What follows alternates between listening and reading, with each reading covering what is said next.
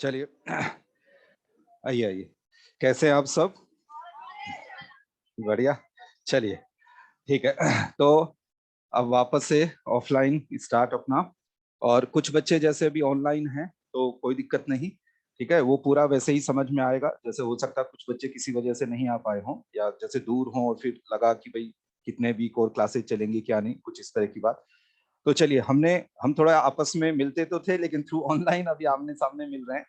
तो इसमें अब थोड़ा सा अभी कुछ दिन और आपको थोड़ा ध्यान रखिएगा, है ना, जो भी। हाँ बिल्कुल आइए आइए, है ना। थोड़ा सा और अभी कुछ दिन अपना जो भी प्रोटोकॉल्स हैं उनको थोड़ा ध्यान में रखते हुए अपनी हेल्थ का सभी ध्यान रखें। अब हम लोग इसको स्टार्ट करते हैं। हमने जैसे रिएक्शन इन्वॉल्विंग कार्बोकेटाइन, है ना, ये हम लोग ये पढ़ रहे हैं। ठीक है, जैसे हम लोग यहाँ पे रिएक्शंस इन्वॉल्विंग कार्बोकेटाइन,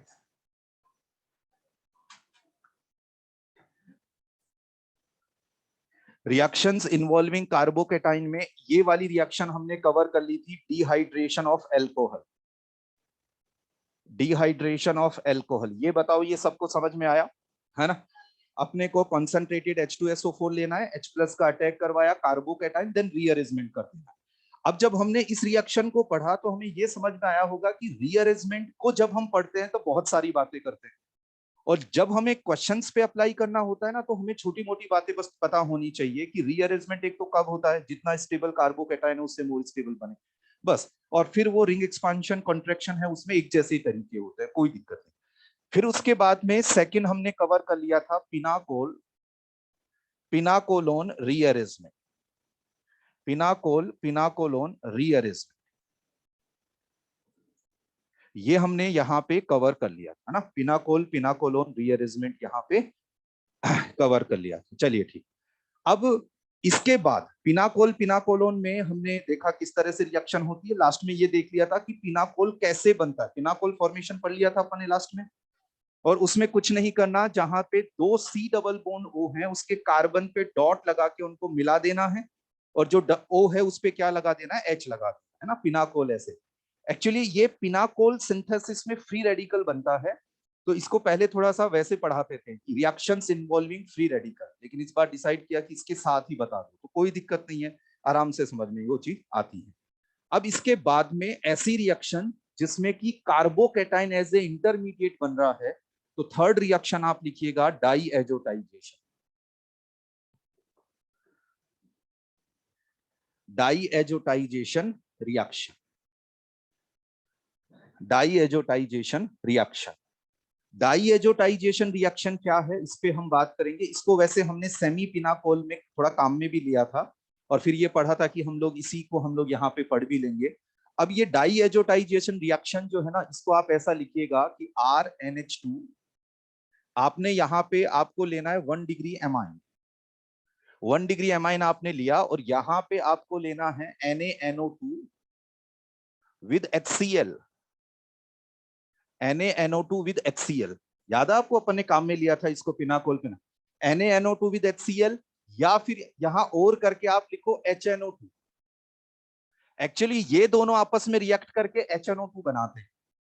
तो आप यहाँ पे HNO2 यहाँ पे ले सकते हैं, या यहाँ पे NOCl भी लिया जा सकता है, NOCl, है ना, ये रिएजेंट होता है एक। तो अभी आपको समझ आ जाएगा कि भाई इसको क्यों ले सकते हैं, या इसको, अभी ये पूरी बात समझ में आ जाएगी, आप एक बार लिखो। तो यहाँ पे इसका रिजल्ट क्या होता है, एक इस तरह का प्रोडक्ट बनता है, यहाँ प्लस यहाँ Cl माइनस। देखो जब हम प्लस माइनस लगा देते हैं ना तो आयनिक इंटरेक्शन शो करते हैं। आयनिक इंटरेक्शन मतलब आयनिक बॉन्ड, है ना, कि भाई एक कैटायनिक स्पीसीज है, एनायनिक स्पीसीज है, वो साथ में है, मतलब उनमें अट्रैक्शन इस तरह से। तो इसको हम लोग नेम देंगे, देखो आर को बोलेंगे alkyl diazonium, alkyl diazonium salt. अब ये सॉल्ट मैंने एक जनरल टर्म बोला, यहां Cl है तो सॉल्ट की जगह मैं क्लोराइड भी लिख सकता हूं, जैसे एल्काइल डाइएजोनियम क्लोराइड, ऐसा भी यहां बोल सकते हैं। अब ये कंपाउंड जो होता है स्टेबल नहीं होता है, तो ऐसे केस में यहां क्या ऑब्जर्व किया गया है कि यहां से N2 रिलीज हो जाती है, और N2 रिलीज होने के बाद में यहां पे बताओ क्या बन जाएगा, कार्बोकेटाइन। कार्बोकेटाइन। अब मैंने जैसे आपको पहले भी बताया था कि क्लोराइड आयन यहाँ पे जैसे सोडियम कैटाइन है Na+, वो उनके साथ यहाँ पे उनके साथ अट्रैक्टिव फोर्स रखेगा, कोई दिक्कत नहीं। और यहाँ जो कार्बोकेटाइन बना, तो बताओ जब भी किसी रिएक्शन में कार्बोकेटाइन बने फर्दर उसका क्या होता है, रीअरेंजमेंट। तो वो रीअरेंजमेंट तो हमेशा हमें ध्यान रखना है। अब इसके आगे क्या होता है, देखो कार्बोकेटाइन एक रिएक्शन इंटरमीडिएट है। कार्बोकेटाइन कभी कोई फाइनल प्रोडक्ट नहीं होता है, ये इंटरमीडिएट होते हैं, रिएक्शन के दौरान बनते हैं। तो उसके आगे हमें कार्बोकेटाइन का एंड कराना होता है, जैसे हम डिहाइड्रेशन ऑफ एल्कोहल में जहां कार्बोकेटाइन रीअरेंज होके आ जाता था, उसके पास वाले कार्बन से H हटा के एल्कीन बना रहे होते थे, है ना, इस तरीके से। तो अब यहाँ पे क्या होगा, देखो कि जैसे देखो ये जो रिएक्शन होती है ना, इस रिएक्शन के दौरान यहाँ पे ये कार्बोकेटाइन बना, और यदि आप यहाँ पे आगे वाटर ले लेते हैं, वाटर, तो ये इस पे अटैक करेगा, वाटर, जैसे वाटर ने अटैक किया इस पे रीअरेंजमेंट होने के बाद, तो वाटर इस पे अटैक करेगा, देखो क्या हो जाएगा, RO, और यहाँ पे जैसे पॉजिटिव चार्ज आ गया, ऑक्सीजन पे पॉजिटिव, अपना इलेक्ट्रॉन दिया पॉजिटिव चार्ज, ऑक्सीजन पे पॉजिटिव चार्ज अपने को पसंद करता नहीं ऑक्सीजन, H+ को यहाँ देखो माइनस लगाने का मतलब H+ यहाँ से रिलीज हो जाएगा। एक्चुअली इस दोनों, ये दोनों इलेक्ट्रॉन्स यहाँ शिफ्ट होते हैं, H+ रिलीज होकर ये ROH बन जाता है।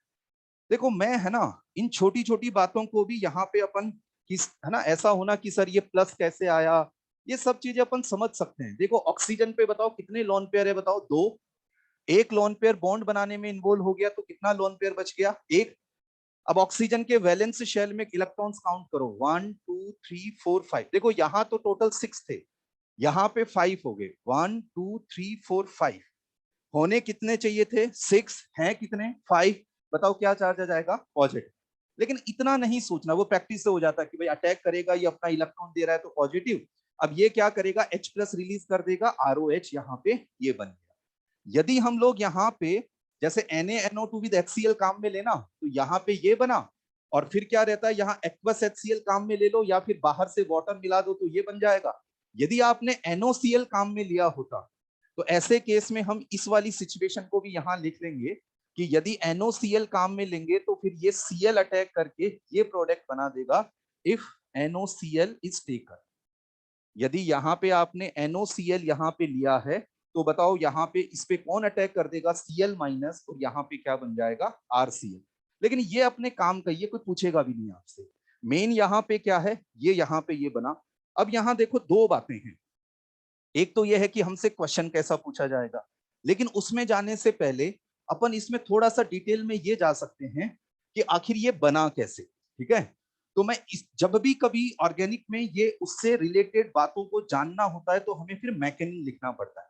जैसे 1 डिग्री एमाइन ही रिएक्शन दे रहे होंगे, ये इस तरह से प्रोडक्ट बना रहे होंगे, तो अब ऐसा होता है सर 2 डिग्री 3 डिग्री क्यों नहीं बनाएंगे, ठीक है। 2 डिग्री 3 डिग्री फिर और क्या बनाते हैं, वो तो हम एमाइंस के अंदर आगे पढ़ेंगे जब ये पढ़ना, लेकिन 2 डिग्री 3 डिग्री क्यों नहीं देते, तो इसके लिए फिर हमें मैकेनिज्म पे जाना पड़ता है। तो वो मैकेनिज्म वगैरह मैं सारा आपको बताऊंगा, क्वेश्चंस भी बताऊंगा, एक बार इसको फटाफट आप नोट कीजिएगा यहाँ पे। ऑनलाइन भी जो बच्चे हैं, जैसे अभी मैं देख रहा हूँ कितने, अच्छा 11 बच्चे ऑनलाइन, 11 स्टूडेंट्स हैं, तो उनको कोई दिक्कत आए तो मैसेज टाइप करिएगा, मैं बीच बीच में इधर देख लूंगा। आपका कोई डाउट हो ऐसा कि जिसमें कोई बात नहीं समझ में आए,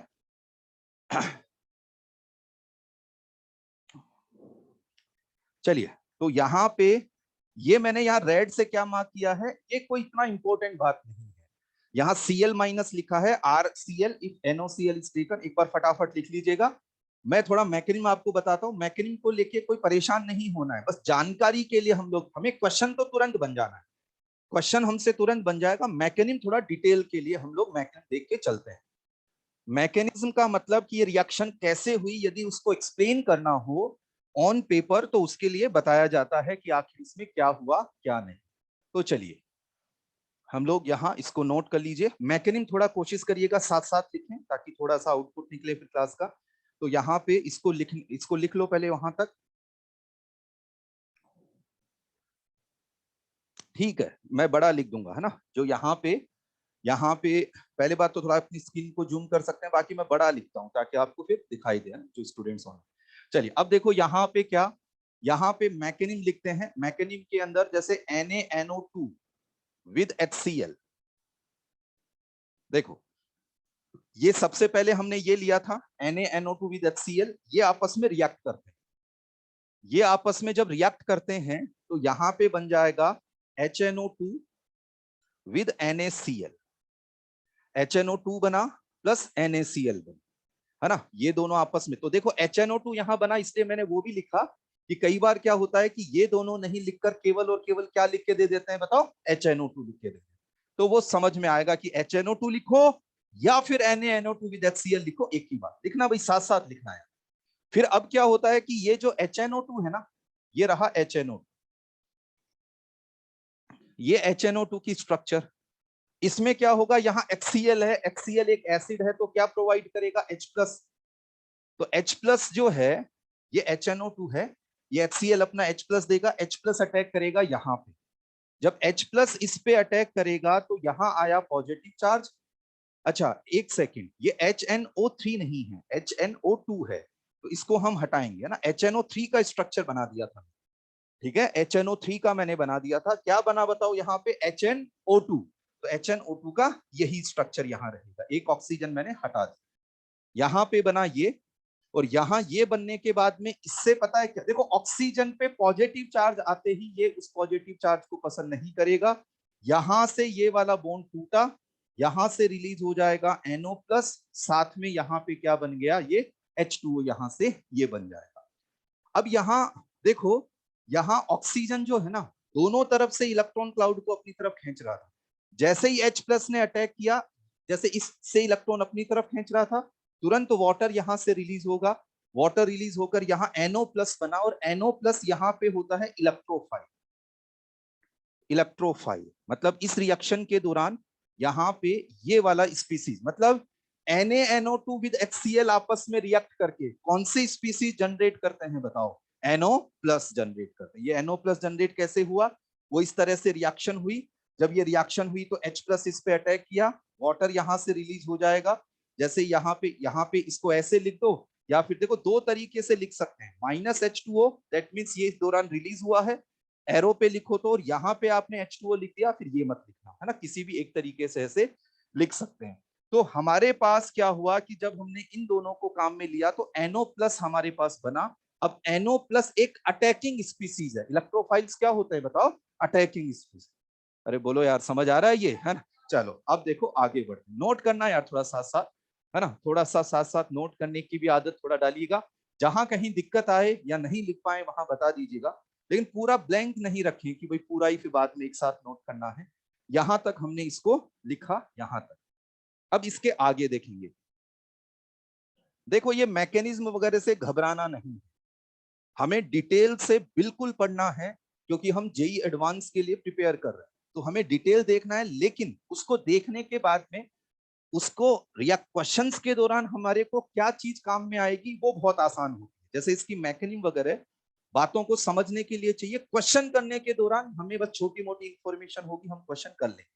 तो एक बार मैं थोड़ा डिटेल यहाँ बता देता हूँ आपको कि कैसे यहाँ पे डाइएजोनियम सॉल्ट बना। देखो यहाँ है लोन पेयर, ये इस पे अटैक करेगा। यहाँ देखो एक बात बताओ यार, नाइट्रोजन के वैलेंस शेल में कितने इलेक्ट्रॉन्स होते हैं बताइए, वैलेंस शेल का मतलब बाहरी शेल, 5।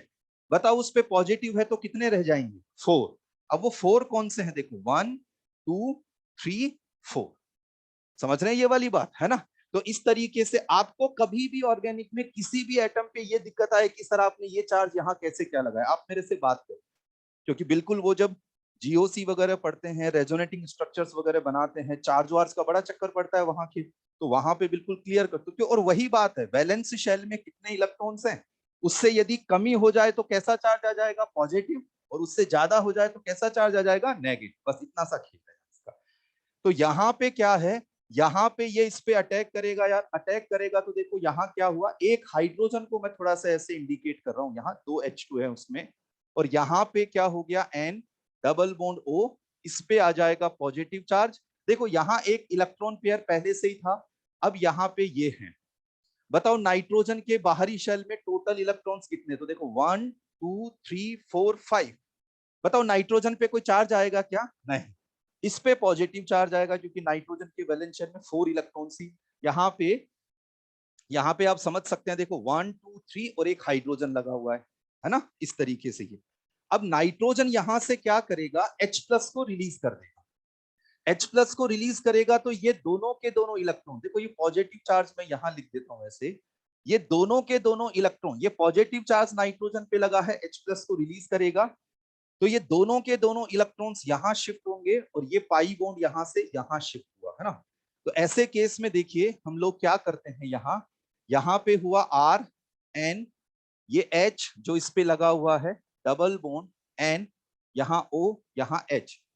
एक्चुअली पता है क्या है इसको, जैसे क्या है यहां से H, जैसे मैं आप ऐसे समझिएगा यहां से ये H गया तो ये दोनों इलेक्ट्रॉन्स यहां शिफ्ट होते हैं, जैसे जिन बच्चों ने टॉटोमेरिज्म पढ़ रखी है तो इस तरह का प्रोसेस कर रखा हुआ उन्होंने, लेकिन मैं इस टर्म को काम में नहीं लेता हूं क्योंकि हो सकता है बहुत सारे बच्चों ने नहीं पढ़ रखा। तो देखो यहाँ क्या होगा, यहां से H गया, ये दोनों इलेक्ट्रॉन यहां शिफ्ट हुए, ये यहां से पाई बॉन्ड यहाँ पे एज ए नेगेटिव चार्ज आया, तो ये H यहां से कनेक्ट हो जाएगा यहाँ पे ये स्ट्रक्चर, एंड नाइट्रोजन पे फिर से यहाँ पॉजिटिव चार्ज, ये वाला जो H था वो मैंने यहाँ लिखा। मैं फिर क्लियर कर दूं कि जब क्वेश्चन आएगा तो हमें इस तरीके से मैकेनिज्म लिख के नहीं करना, ये टेंशन नहीं लेना, सीखने की कोशिश करना है ना। मैं क्वेश्चन तो आपको करके बताइए, तो मैं थोड़ा डिटेल ये बता रहा हूं कि डाइएजोनियम सॉल्ट बना कैसे। तो देखो एक पाई बॉन्ड यहां बन गया और यहां पे ये रहा। अब देखिए आगे क्या होगा, H प्लस कहां से मिल रहा है, क्योंकि हमने HCl काम में ले रखा है शुरू में, वो अटैक करता है यहाँ पे इस लोन पेयर पे अटैक करेगा। एक बार चलो देख लो आप सभी, यहाँ पे प्लस, यहाँ H, यहाँ डबल बॉन्ड, यहाँ पे ये आ गया पॉजिटिव चार्ज। अब इससे अगला स्टेप वापस से क्या होता है, ये बॉन्ड यहाँ से यहाँ शिफ्ट, यहाँ से वाटर रिलीज हुआ, और ऐसा जब हमने किया तो यहाँ पे हो जाएगा RN, ये ट्रिपल बॉन्ड यहाँ पे, और यहाँ से क्या रिलीज हो गया था, देखो मैं इसको ऐसे लिख दूं कि यहाँ से H2O यहाँ से ये रिलीज हो गया। तो ये स्पीसीज यहाँ बनती है ये वाली, और इसके साथ जो क्लोराइड आयन यहाँ अवेलेबल है वो मिलकर यहाँ सॉल्ट फॉर्म में यहाँ ये बनता है। तो यार बच्चों अब इससे हमें सीखना क्या है वो देखिएगा, एक बार लिखना बंद करेंगे सभी स्टूडेंट्स।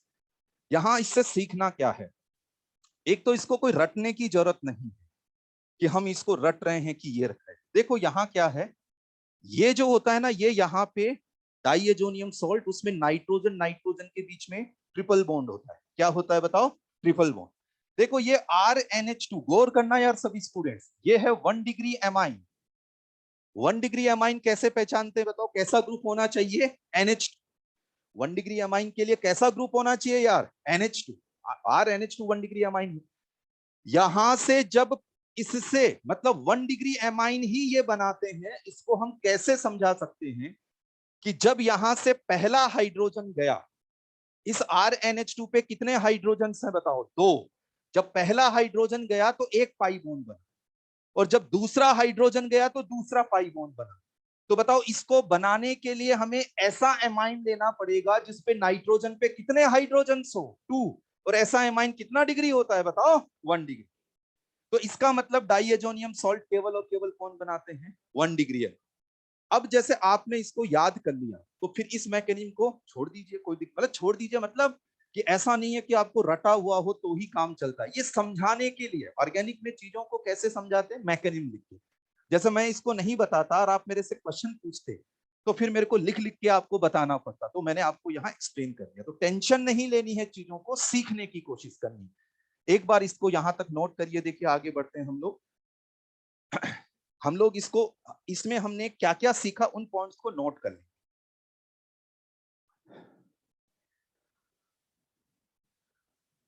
जो NOCl हमने लिया था ना उसको हम आगे पढ़ेंगे। NOCl जो है ना डिसोसिएट होकर ये बनाता है NO plus and Cl minus, इसको आगे काम में लेंगे। तो वो NO प्लस तो क्या करेगा, R ये बना देगा डाइएजोनियम सॉल्ट, और फिर ये Cl माइनस उस पर अटैक करके RCl बना देता है। लेकिन इसको आगे हम पढ़ते हैं इसी टॉपिक में, रिएक्शंस इन्वॉल्विंग कार्बोकेटाइन में NOCl को एल्कीन एल्काइन में आगे काम में लेंगे, है ना। तो वो इस तरीके से आयनाइज होकर ये काम है। तो इसको चलो बाद में बात करते हैं, पहले इसको नोट कर लीजिए। अब इसमें क्या क्या चीजें काम की हैं उसको नोट कर, नोट किया है ना, हाँ नोट कर लीजिए जिन्होंने नहीं किया है।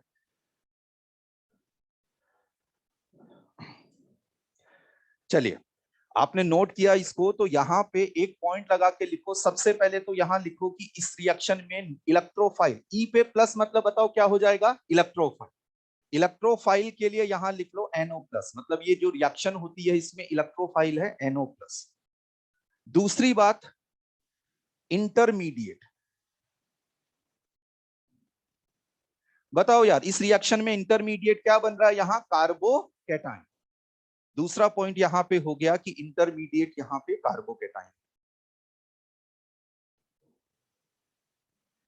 पहला पॉइंट हो गया कि इलेक्ट्रोफाइल है NO प्लस, दूसरा हो गया कि यहाँ पे जो इंटरमीडिएट है कार्बोकैटायन। बताओ जब भी कार्बोकैटायन एज ए इंटरमीडिएट बनेगा इसके अंदर क्या हो जाएगा, रीअरेंजमेंट। थर्ड पॉइंट लिखिएगा, रीअरेंजमेंट इज पॉसिबल, है ना। अब वो कब पॉसिबल होता है वो बात हम जानते हैं,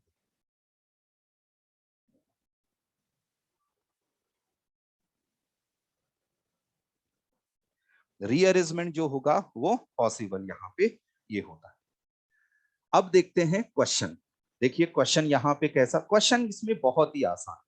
क्वेश्चन में देखिए ऐसा है कि आपको यहाँ पे ये स्ट्रक्चर दिया, ठीक है। मैं आपको ये कह रहा हूं ये मैकेनिज्म वगैरह सिर्फ समझने के लिए है कि क्यों ये ऐसा होता है, बाकी देखो क्वेश्चन कितनी आसानी से बनेगा। ये हमें क्वेश्चन दिया और यहां लिख दिया NaNO2 विद HCl। अब हमें पता है ये क्लिक होना चाहिए कि ये मिलकर इसको डाइएजोनियम सॉल्ट में कन्वर्ट कर दे। बोलो यार समझ आ रहा है। यहाँ 1 डिग्री एमाइन हमने देखा, फिर हमने देखा कि यहाँ पे ये वाला ये यहाँ पे ऐसा, तो ऐसे केस में देखो हम लोग यहाँ क्या करेंगे, या ये नोट कर लिया था ना यार ये, है ना। हाँ चलिए देखिएगा, तो मैं यहाँ पे इसको इधर कंटिन्यू कर रहा हूं, यहाँ पे इस तरीके से कि यहाँ पे क्या होगा, ये बना ये, और यहाँ पे हमने इसको बोला N2 प्लस Cl माइनस। अब क्या होता है, ये स्टेबल नहीं होता, N2 यहाँ से रिलीज हो जाता है। तो जब N2 यहाँ से रिलीज हो जाती है तो ऐसे केस में यहाँ देखिए बना ये वाला कार्बोकेटाइन। बनाओ यहाँ तक, आसान देखिए, बहुत ही आसान। अब कार्बन देख लो यहाँ टोटल 1 2 3 4, 1 2 3 4, तो यहां से N2 चला गया तो यहाँ कार्बोकेटाइन बना। अब इसके बाद, अब इसके बाद में बताओ क्या हो जाएगा, यहां से hydrogen shift, 1 to H shift. यार बोलो समझ आ रहा है सभी को, है ना। अब 1 टू H शिफ्ट हो गया तो कार्बोकेटाइन बन गया यहाँ पे। अब आगे आपको क्या है, आगे आपको दे दिया वाटर। वाटर अलग से लिख के दे सकते हैं या कई बार यहाँ पे लिख देते हैं aqueous HCl। Aqueous HCl, aqueous मतलब क्या, पानी, वाटर, ठीक है। तो वाटर, अब बताओ कि वाटर जब यहाँ पे अटैक करेगा क्या बन जाएगा बताइएगा, एल्कोहल। अरे बोलो यार समझ आ रहा है ना। H2O यहाँ पे अटैक किया और यहाँ देखिए क्या बन गया, ये वाटर यहाँ पे ये बन गया यहाँ प्रोडक्ट। तो इतना आसान यहाँ ये हो जाए, इतनी आसानी से क्वेश्चन यहाँ पे ये बन गया।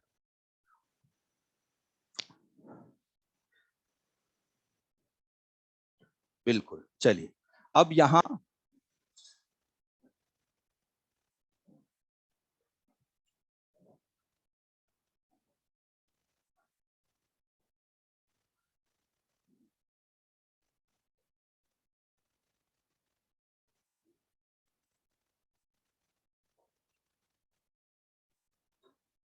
चलिए इस क्वेश्चन को सॉल्व करके बताइएगा।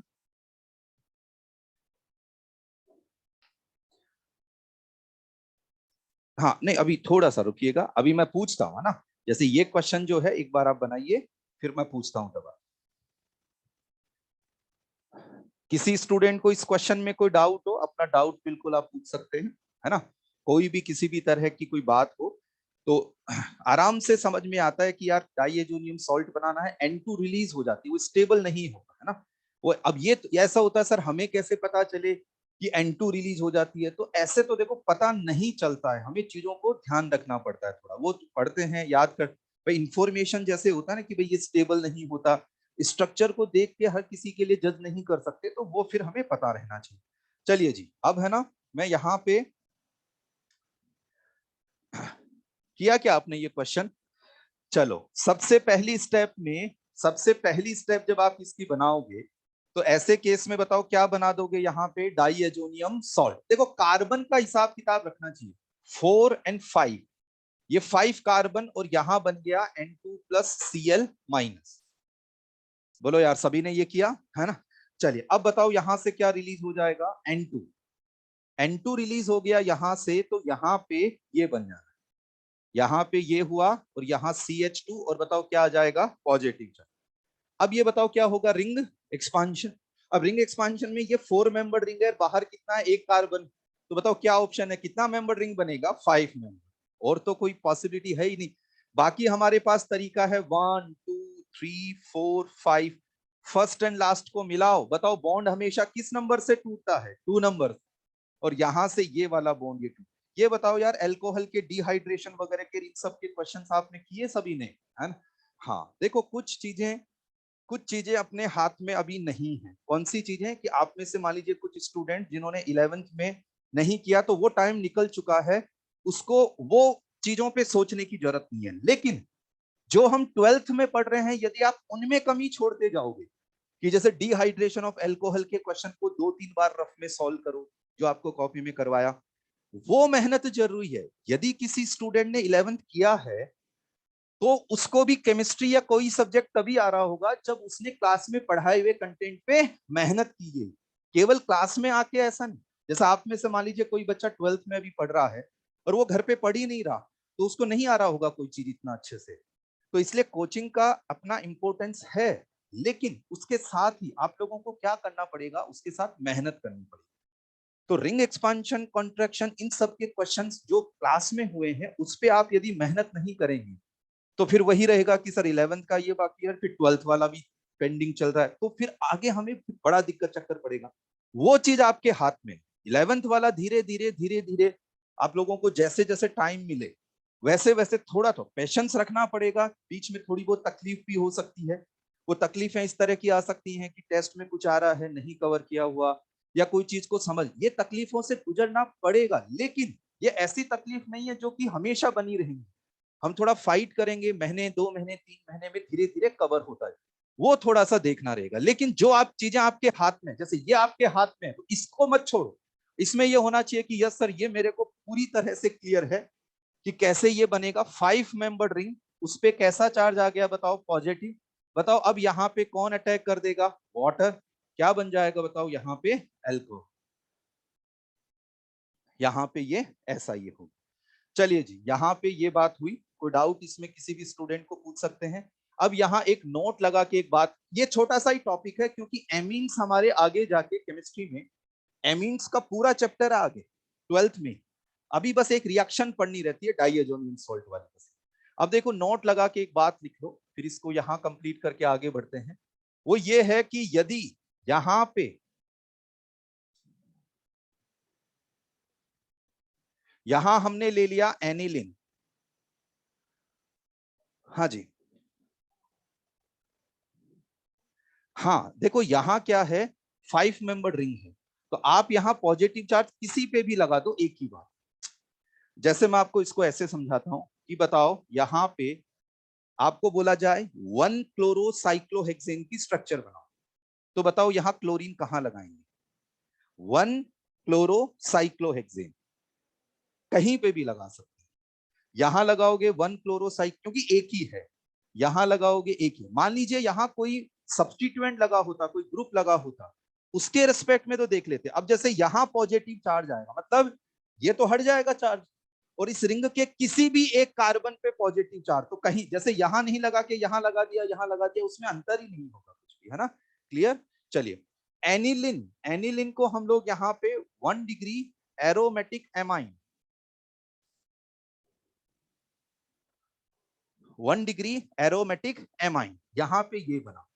तो ऐसे केस में यदि यहां पे हम लोग NaNO2 विद HCl, या यहां पे हम लोग बोल दें कि HNO2 ये ले लें, तो यहां पे इस तरीके से ये प्रोडक्ट बन जाता है। एक्चुअली पता है, ये 0 to 5 डिग्री सेल्सियस पे यदि टेम्परेचर रखा जाए, तो फिर इससे N2 रिलीज नहीं होगी कम टेम्परेचर पे, है ना?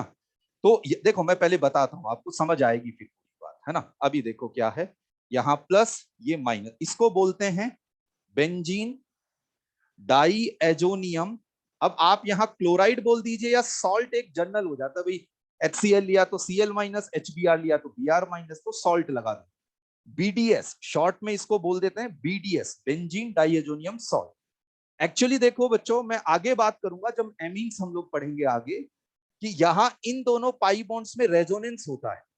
तो रेजोनेंस की वजह से ये जो एल्काइल वाला बनाया हमने, एल्काइल वाला इससे पहले वाला, उसके कंपेयर में थोड़ा ये स्टेबल होता है। मतलब यदि कम टेम्परेचर रखेंगे ना 0 to 5, तो ये फिर बन जाता है, मतलब N2 रिलीज नहीं होगी। लेकिन यदि आपने टेम्परेचर बढ़ा दिया, यदि आपने यहाँ टेम्परेचर बढ़ा दिया, जैसे मैंने ये लिया NH2, यहाँ आपने लिया NaNO2 विद HCl, और यहाँ पे इसको आपने बॉइल कर दिया, मतलब 40-50 डिग्री सेल्सियस टेम्परेचर ले गए, तो फिर ये N2 यहां से रिलीज होके इस रिएक्शन के दौरान, यदि वहां वाटर अवेलेबल है, वैसे देखो ये जब आपस में रिएक्ट करते हैं तो भी वाटर बनता है, आपको मैंने NaNO2 विद HCl, तो HNO2 बनता है प्लस HCl बनता है, फिर HNO2 में H प्लस मिलाएंगे तो साथ में NO के साथ वाटर, अभी मैंने एरो पे लिखा था H2O रिलीज होता है, तो एक्चुअली यहाँ फिनोल बन जाता है, फिनोल।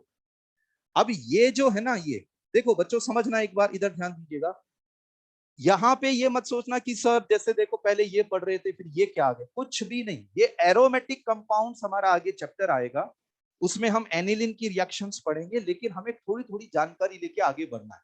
मैं सिर्फ आपको ये बता रहा हूं कि यदि कोई एल्काइल ग्रुप है, जैसे जो अभी तक हमने पढ़ा मिथाइल इथाइल, तब तो N2 रिलीज हो जाती है, लेकिन यहाँ बेंजीन रख दिया जाए तो 0 to 5 degree Celsius temperature, 0 to 5 degree Celsius temperature पे ये बन जाता है, और यदि आपने टेम्परेचर बढ़ा दिया तो फिर वो फिनोल बन जाता है। ये अभी आपको इस पे क्वेश्चन कोई नहीं पूछेगा, क्योंकि ये आगे है, आप तो यहां तक ध्यान रखो, लेकिन ये मैंने आपको एडिशनली बता दिया है ताकि हमें इंफॉर्मेशन पता रहे, है ना, तो इसको नोट कर लीजिए।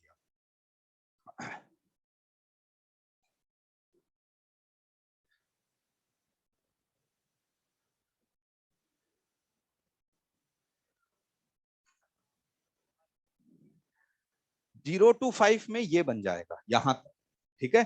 और यदि टेम्परेचर ज्यादा कर दिया तो फिर फिनोल, 5 से ज्यादा होने पर फिनोल बनने की टेंडेंसी हो जाती है, और फिर 40-50 डिग्री सेल्सियस, मतलब आपने बॉयल ऑयल कर दिया उसको, तो पूरा का पूरा फिनोल यहां बन जाए।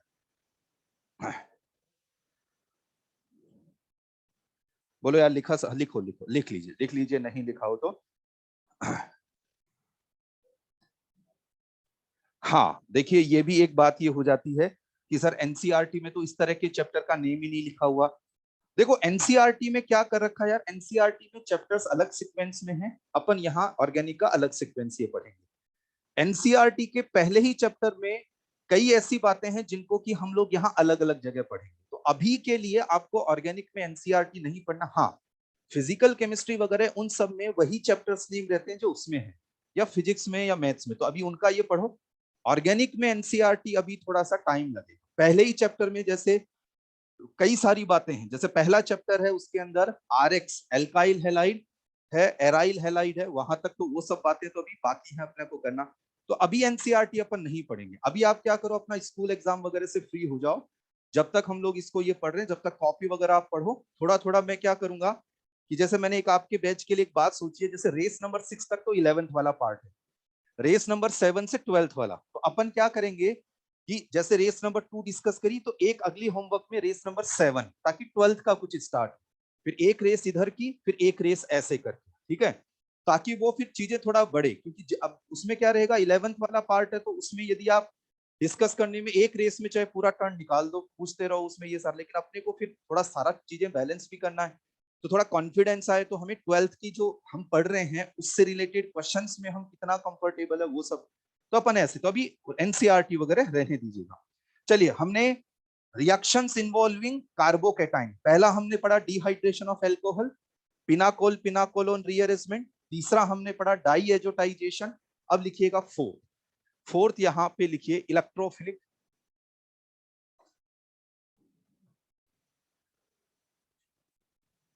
Electrophilic addition reaction, electrophilic addition reaction, electrophilic addition reaction मतलब इसमें हम लोग पढ़ेंगे alkene and alkyne. Electrophilic addition reaction जो होता है वो एल्कीन एल्काइन का कैरेक्टरिस्टिक रिएक्शन होता है। एल्कीन एल्काइन का ही क्यों, ये बात थोड़ी समझ में आ जाएगी। इलेक्ट्रोफाइल एक इलेक्ट्रॉन डेफिशिएंट स्पीसीज है, और वो वहां अटैक करता है जहां पे उसको इलेक्ट्रॉन क्लाउड मिले। तो एल्कीन एल्काइन के पास पाई इलेक्ट्रॉन क्लाउड होता है, तो उसके लालच में इलेक्ट्रोफाइल एल्कीन एल्काइन पे अटैक करता है। लेकिन चलो ये सब बातें समझने के लिए अपने पास और आगे ही रहेगा।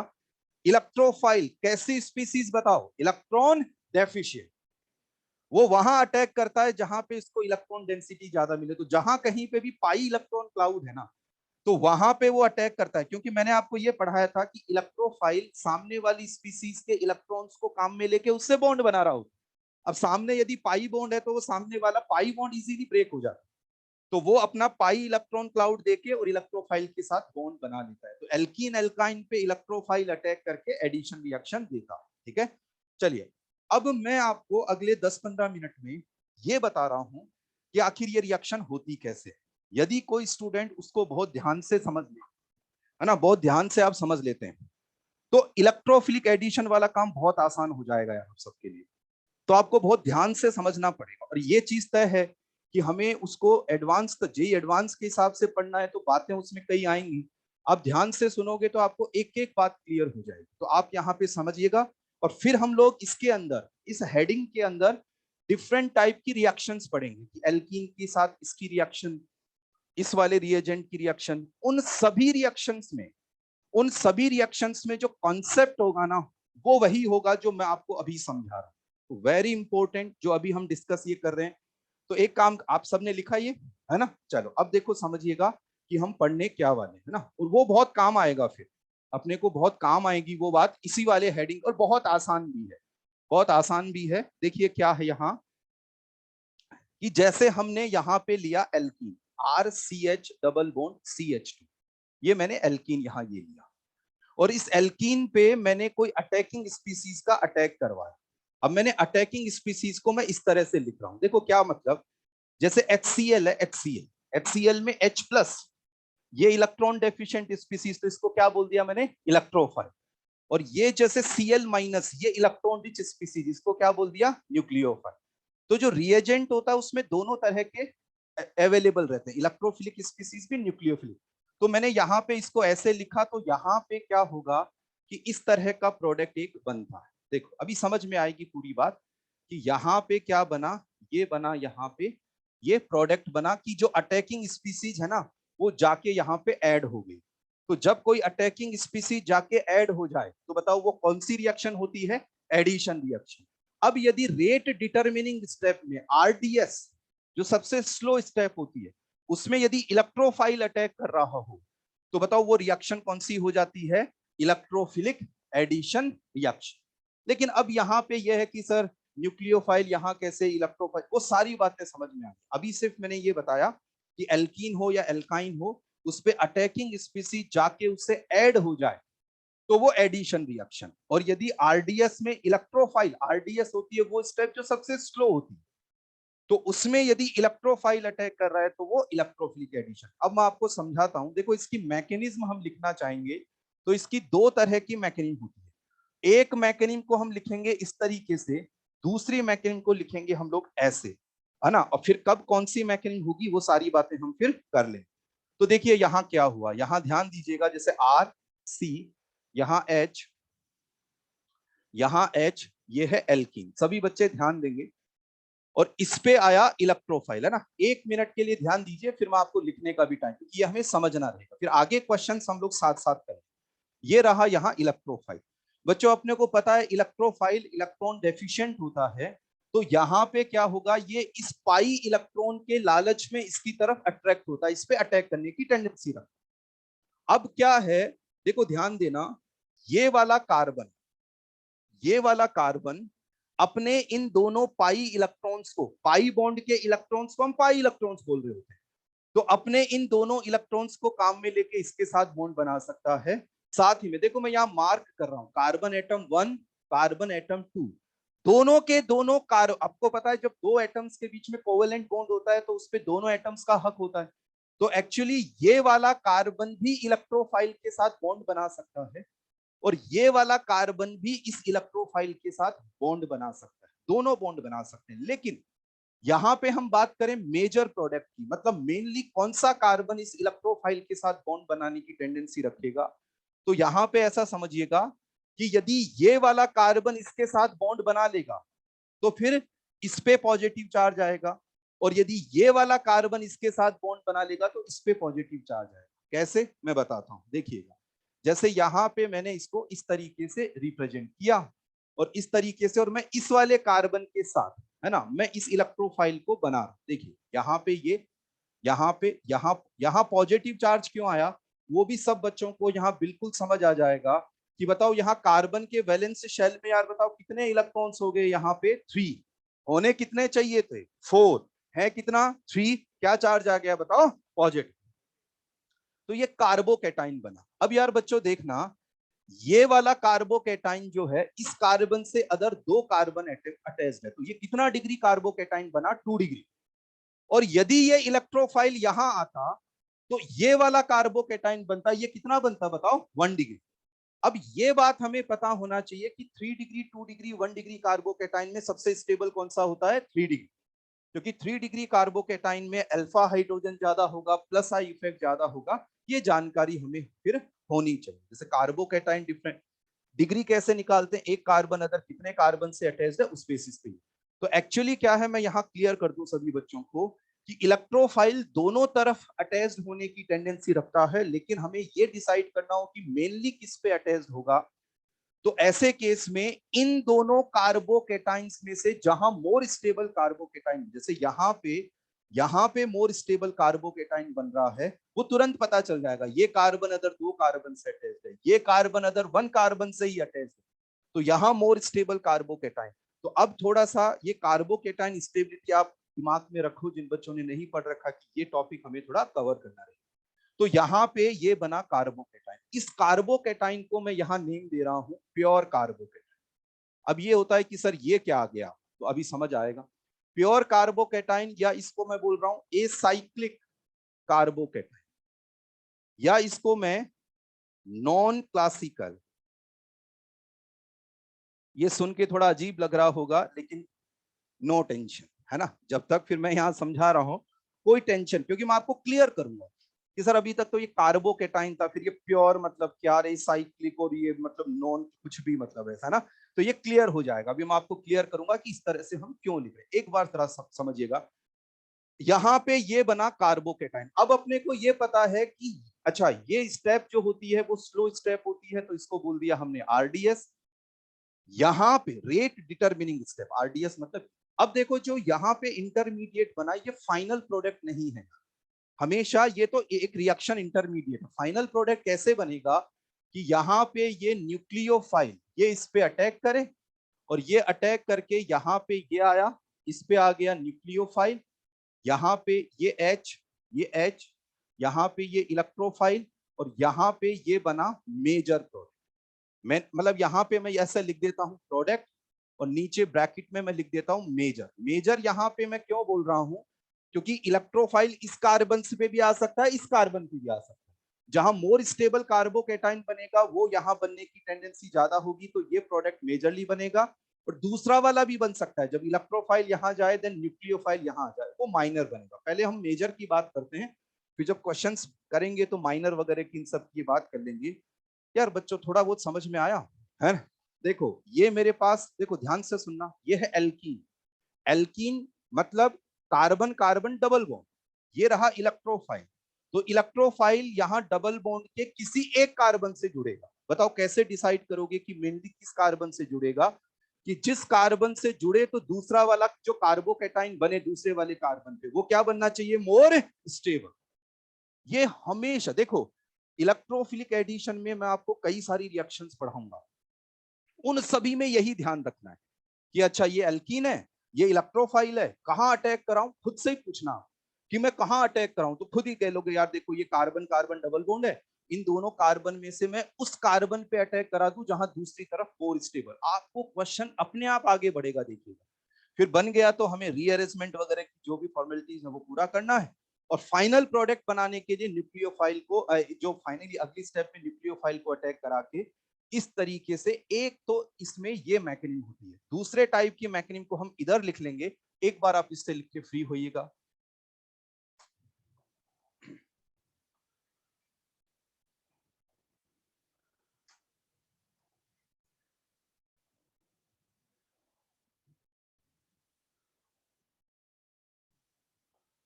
लिखो, इसको लिखो।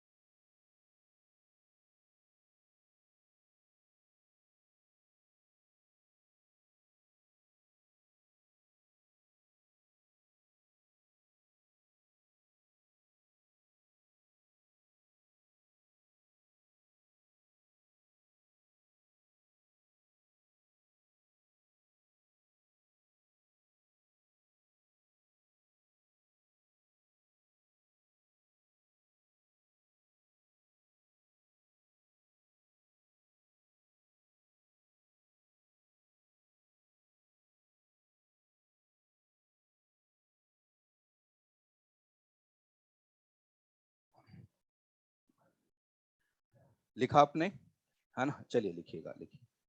यहाँ पे एक तो इस तरीके से इलेक्ट्रोफिलिक एडिशन, आप तो जो आज ये इलेक्ट्रोफिलिक एडिशन पे मैं मैकेनिज्म बता रहा हूँ, इसको एक दो बार आप बिना देखे लिखिएगा। इलेक्ट्रोफिलिक एडिशन के क्वेश्चंस आपको बहुत आसान है, और इलेक्ट्रोफिलिक एडिशन करवाना कहाँ है वो भी क्लियर है कि alkene alkyne as a reactant to electrophilic addition.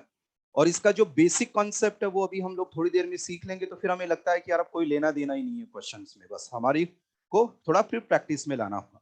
चलिए, तो इसमें आप इसको नोट करिएगा।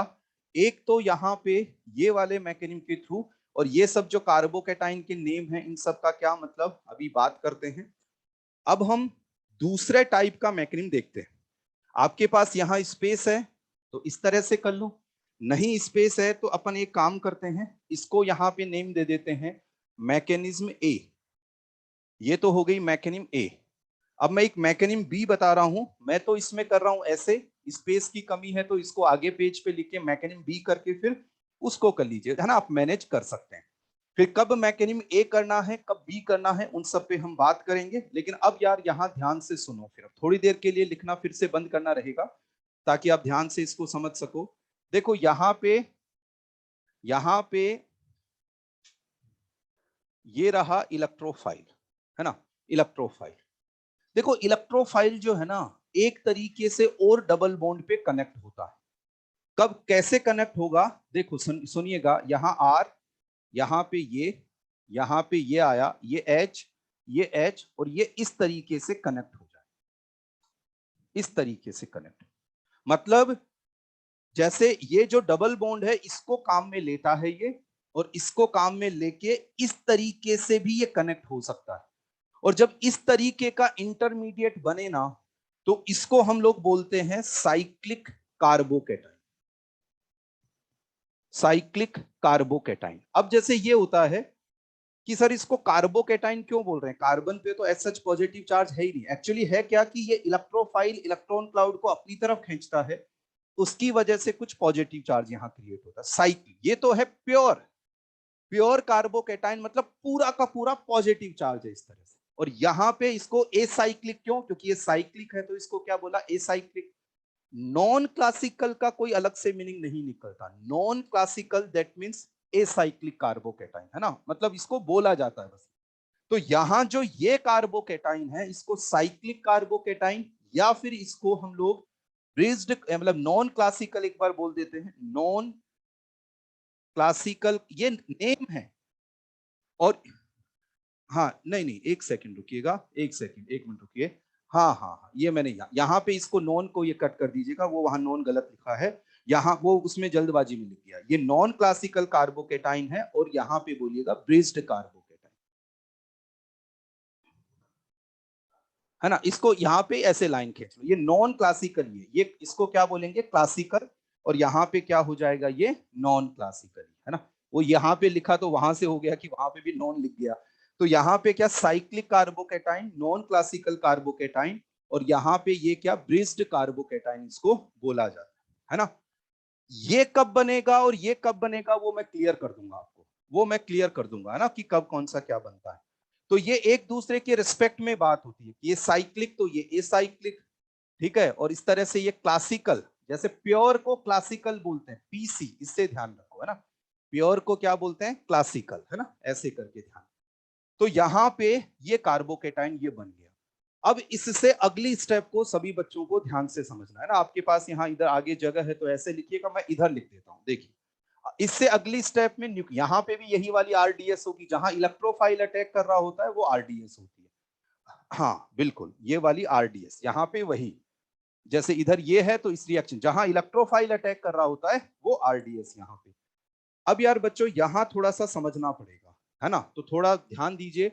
मैं आपको लिखने का टाइम दूंगा क्योंकि मुझे पता है यहां एक बार समझ में आ गई बात तो फिर बहुत आसान। देखना यार, ये न्यूक्लियोफाइल जो है ना इस वाले कार्बन पे अटैक करेगा तो ये बॉन्ड यहां से इधर से हट जाएगा ऐसे, और यदि ये न्यूक्लियोफाइल इस वाले कार्बन पे अटैक करेगा तो ये वाला बॉन्ड इधर हटेगा। मतलब जिस वाले कार्बन पे अटैक करेगा वहां से फिर वो इलेक्ट्रोफाइल, क्योंकि ये अपनी तरफ इलेक्ट्रॉन क्लाउड खींच रहा है, तो ये यदि यहां अटैक करेगा तो इधर से ये हट जाएगा, और यदि ये यहां अटैक करेगा तो ये इधर से हट जाएगा। अब ये रहेगा कि ये किस पे अटैक करेगा, तो ये उस कार्बन पे अटैक करेगा जहां से इस बॉन्ड के हटने की स्ट्रॉन्ग टेंडेंसी हो, क्योंकि जितना आसानी से ये बॉन्ड हटेगा उतना ही इसके अटैक करने की टेंडेंसी यहाँ पे ज्यादा है। अब यहां प्रॉब्लम यह है कि किधर से आसानी से हटेगा, इधर से आसानी से हटेगा या फिर इधर से आसानी से हटेगा। तो देखो समझना यार, देखो बच्चों यार ध्यान दीजिएगा, मैं आपको एक बात बताता हूं। जैसे यहां पे ये कार्बन है और यहां पे जैसे ये हेलोजन है ना, ध्यान से समझो। यहां पे क्या होगा कि जब ये वाला बॉन्ड यहां से टूटता है, कार्बन हेलोजन बॉन्ड है, जैसे हेलोजन मतलब जैसे क्लोरीन बॉन्ड है यहाँ Cl, ये वाला बॉन्ड यहां से टूटे तो यहां पे जैसे क्या होता है, कार्बोकेटाइन बनता है। कार्बोकेटाइन बना यहाँ Cl में, क्योंकि देखो इस बॉन्ड के इलेक्ट्रॉन्स जो है ना, ये मतलब एक समझाने के लिए मैं अलग से कोई बात बता रहा हूं, आपको क्लियर हो जाएगा बिल्कुल, कि जैसे ये क्लोरीन है, इसने अपनी तरफ इलेक्ट्रॉन क्लाउड को खींचा, तो यहाँ पे क्या होगा कि अपनी तरफ खींचा तो क्लोराइड आइन और यहाँ कार्बोकेटाइन। इस वाली बात को हम लोग आगे, जैसे ऐसी रिएक्शन जिसमें कार्बोकेटाइन इन्वॉल्व होता है, इलेक्ट्रोफिलिक एडिशन के बाद में इन्हीं ऐसे ही रिएक्शंस का नंबर आने वाला है। तो एक्चुअली पता है हम लोग यहाँ क्या बात पढ़ते हैं कि ये वाला बॉन्ड आसानी से कब टूटेगा। देखो नेचर में किसी भी प्रोसेस का रिजल्ट जितना स्टेबल होता है ना, वो प्रोसेस उतना ही आसानी से होता है। बताओ इसके यहां से बॉन्ड के टूटने से यहां क्या बना, कार्बोकेटाइन। क्या बना बताओ, कार्बोकेट। ये कार्बोकेटाइन जितना स्टेबल होगा तो इसके बनने की टेंडेंसी ज्यादा होगी, तो इस बॉन्ड के टूटने की टेंडेंसी उतनी ही ज्यादा होती है। जैसे हम लोग 11th क्लास में एक टॉपिक पढ़ाते हैं सी एच बॉन्ड की बॉन्ड एनर्जी, कि आपको यहाँ रेस वगैरह में भी क्वेश्चन मिलेंगे कि इनमें से कौन सा सी एच बॉन्ड सबसे आसानी से टूटेगा। तो जब सी एच बॉन्ड टूटता है तो फ्री रेडिकल बनता है, तो वहां कॉन्सेप्ट ये होता है कि जो फ्री रेडिकल जितना स्टेबल बनेगा, जैसे सी एच बॉन्ड को तोड़ने पर जो फ्री रेडिकल जितना स्टेबल बनता है उस सी एच बॉन्ड के टूटने की टेंडेंसी उतनी ही ज्यादा होती है। तो ठीक है, जैसे मान लो अभी अपन वो, जैसे मान लो अभी सारे बच्चों ने वो पढ़ रखा होता तो अपन उससे समझा देते कि सी एच बॉन्ड की बॉन्ड है, लेकिन मैं आपको यहाँ एक बात जो समझा रहा हूं उस पर गौर करना। आप इसको ऐसे समझना कि नेचर में कोई भी प्रोसेस जिसका रिजल्ट, जैसे मैंने आपको याद है लिविंग ग्रुप, मैंने आपको बताया था कि लिविंग ग्रुप जब हटता है तो एनाइन की फॉर्म में जैसे हट रहा है, तो एनाइन जितना स्टेबल होगा बताओ लिविंग ग्रुप एबिलिटी उतनी ही अच्छी होगी। तो एक्चुअली क्या है कि जब भी कभी कोई बॉन्ड टूटे तो उस टूटने पर जो उसका रिजल्ट है, जैसे कार्बोकेटाइन बन रहा है, ये जितना स्टेबल होगा इस बॉन्ड के टूटने की टेंडेंसी उतनी ही ज्यादा होगी। इस वाली बात को हम पढ़ेंगे इसके इलेक्ट्रोफिलिक एडिशन के बाद में, ऐसे ये न्यूक्लियोफिलिक सब्स्टिट्यूशन का ये नंबर है। देखो यार बच्चों ध्यान देना, आपको समझ आएगा 100%। आप बस मेरी बात पे ध्यान से सुनिए। देखो जब ये बॉन्ड यहां से टूटे, गौर करना यार सभी बच्चे, जब ये बॉन्ड यहां से टूटने लगे तो यहां पॉजिटिव चार्ज बनना स्टार्ट होगा, और इधर से टूटे तो यहां पॉजिटिव चार्ज बनना स्टार्ट होगा।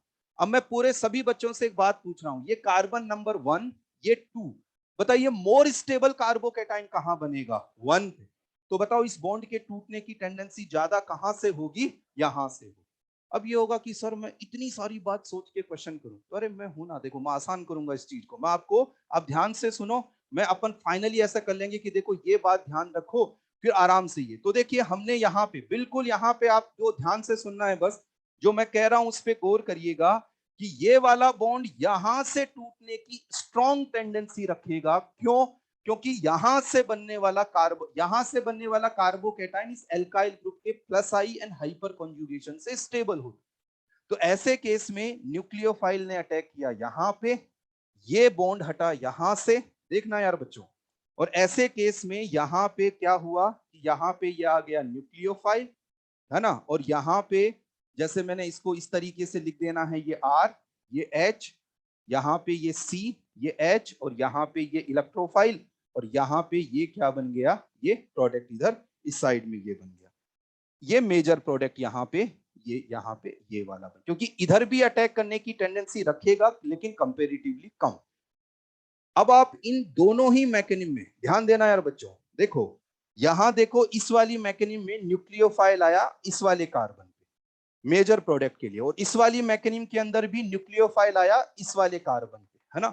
तो इसका मतलब चाहे ये मैकेनिज्म ए हो चाहे मैकेनिज्म बी हो, है ना, यदि हम मेजर प्रोडक्ट की बात करें, देखो ये है रिएक्टेंट, ध्यान देना, ये है रिएक्टेंट एल्कीन, ये कार्बन एटम 1, ये 2, बताओ मोर स्टेबल कार्बोकेटाइन कहां पे, 1 पे, 1 पे मोर स्टेबल कार्बोकेटाइन। तो मतलब यहां पे हम इसको ऐसे कंक्लूड करेंगे इस वाली बात को, कि चाहे मैकेनिज्म ए के थ्रू प्रोडक्ट बन रहा हो चाहे मैकेनिज्म बी के थ्रू प्रोडक्ट बन रहा हो, मेजर प्रोडक्ट के लिए न्यूक्लियोफाइल कौन से मतलब मेजर प्रोडक्ट के लिए न्यूक्लियोफाइल कौन से कार्बन पे जाएगा जहां पे मोर स्टेबल कार्बोकेटाइन। बोलो यार, समझ में आ रहा है, दोनों की दोनों मैकेनिज्म के अंदर ही न्यूक्लियोफाइल किस कार्बन पे जा रहा है, फर्स्ट वाले कार्बन, क्योंकि यहाँ मोर स्टेबल कार्बोकेटाइन ये बनता है। तो यहाँ पे इतना दिमाग लड़ाने की जरूरत नहीं पड़ेगी, और जैसे कि मैं क्वेश्चंस कराऊंगा तो बिल्कुल आसान वो क्वेश्चंस ये हो जाएंगे, लेकिन अभी आपको कितना लिखना है इसको लिखो, फिर इन दोनों मैकेनिज्म में क्या अंतर है मैं लिखवाऊंगा आपको सारे पॉइंट। यहां तक एक बार वहां यहां तक लिख के फ्री होइएगा, देखिए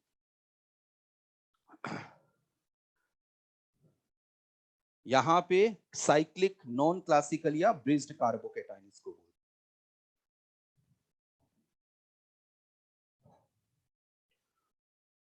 हाँ जी, हाँ बिल्कुल।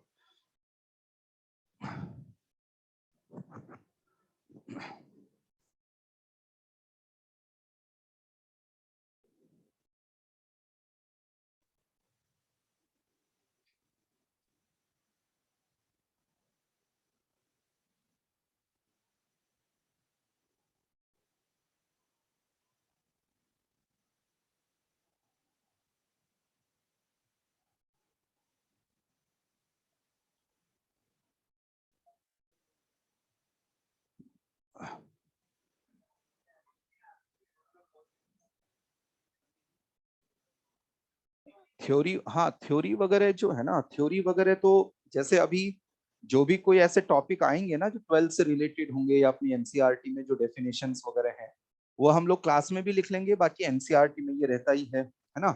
तो वो है ना, बाकी क्लास के अंदर हम लोग लिखेंगे, जो भी जरूरत पड़ती है उतना लिखेंगे, है ना। तो अब देखो यहाँ एक्चुअली क्या रहता है कि जैसे ये रहता है ना कि यहाँ ऑर्गेनिक में मेन होते हैं क्वेश्चंस, क्वेश्चन वाली बात ये रहती है, तो वो प्रैक्टिस। लेकिन जो भी टॉपिक्स ऐसे रहेंगे ना अपने, जैसे एक तो बोर्ड के हिसाब से तो एनसीईआरटी हो गया, लेकिन जो भी जहां जरूरत पड़ेगा अपने को डेफिनेशंस वगैरह का, वहां बात करेंगे। ये तो रिएक्शंस वाली बात आ गई, यहाँ तो मेनली वो। चलिए यहाँ पे ये प्रोडक्ट बना, ये मेजर, यहाँ तक लिखा क्या आपने, है ना।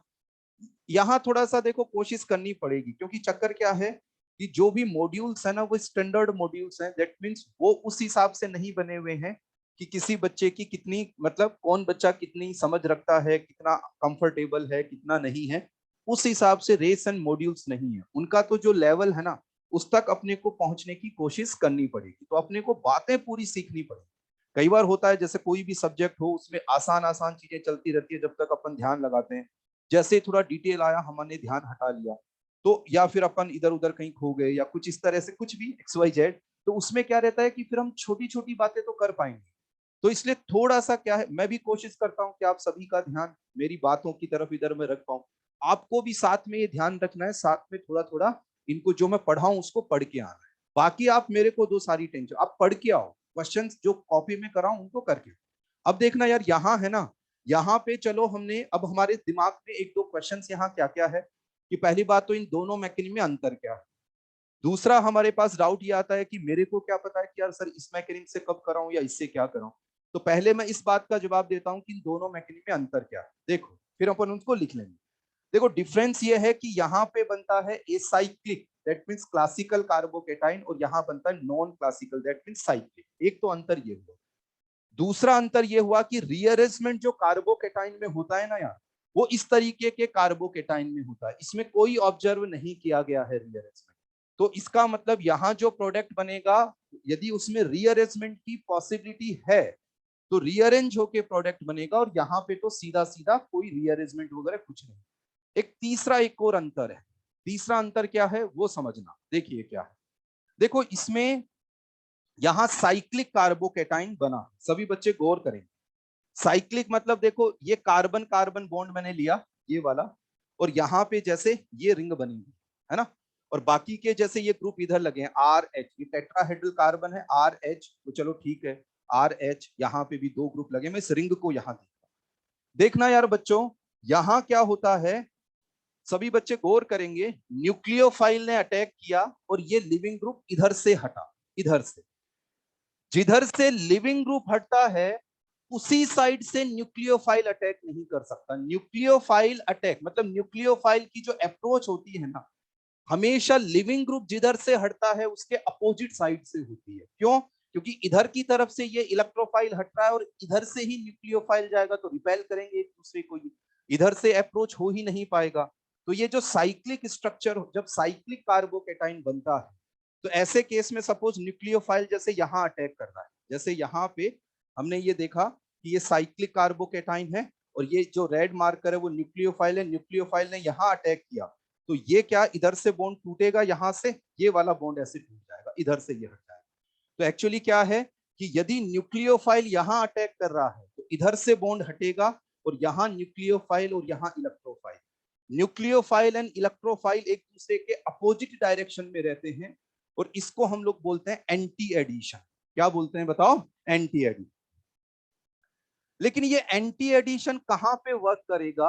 जहां पे जैसे देखो यहाँ पे कार्बन कार्बन के बीच में सिंगल बॉन्ड है, और कार्बन कार्बन के बीच में सिंगल बॉन्ड होता है तो वहां होता है फ्री रोटेशन, है ना, फ्री रोटेशन।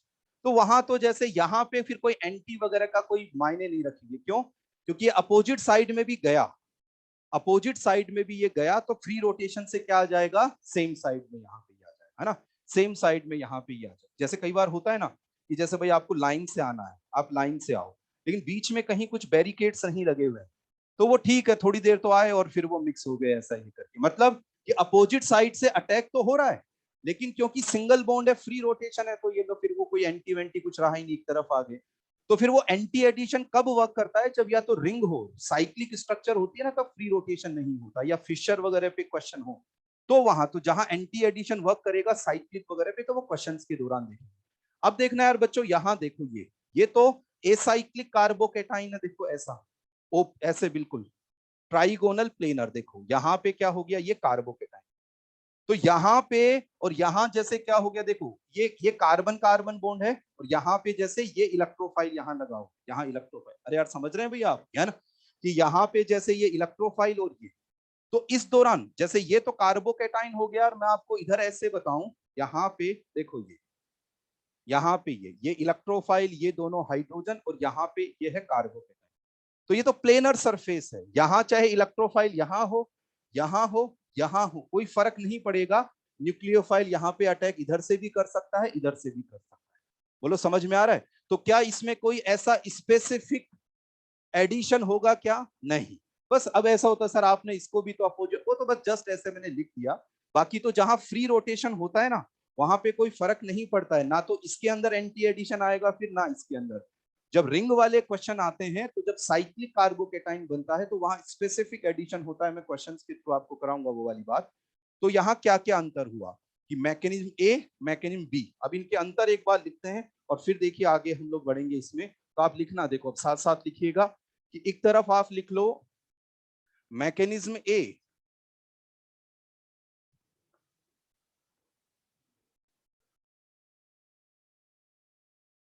दूसरी तरफ लिख लीजिएगा मैकेनिज्म बी। मैकेनिज्म ए मैं नाम दे रहा हूं इस वाली को, इस वाली मैकेनिज्म। तो मैकेनिज्म ए के अंदर आप लिख लो कि यहां पे acyclic carbocation, acyclic carbocation that means classical, है ना, एसाइक्लिक कार्बोकेटाइन इज फॉर्म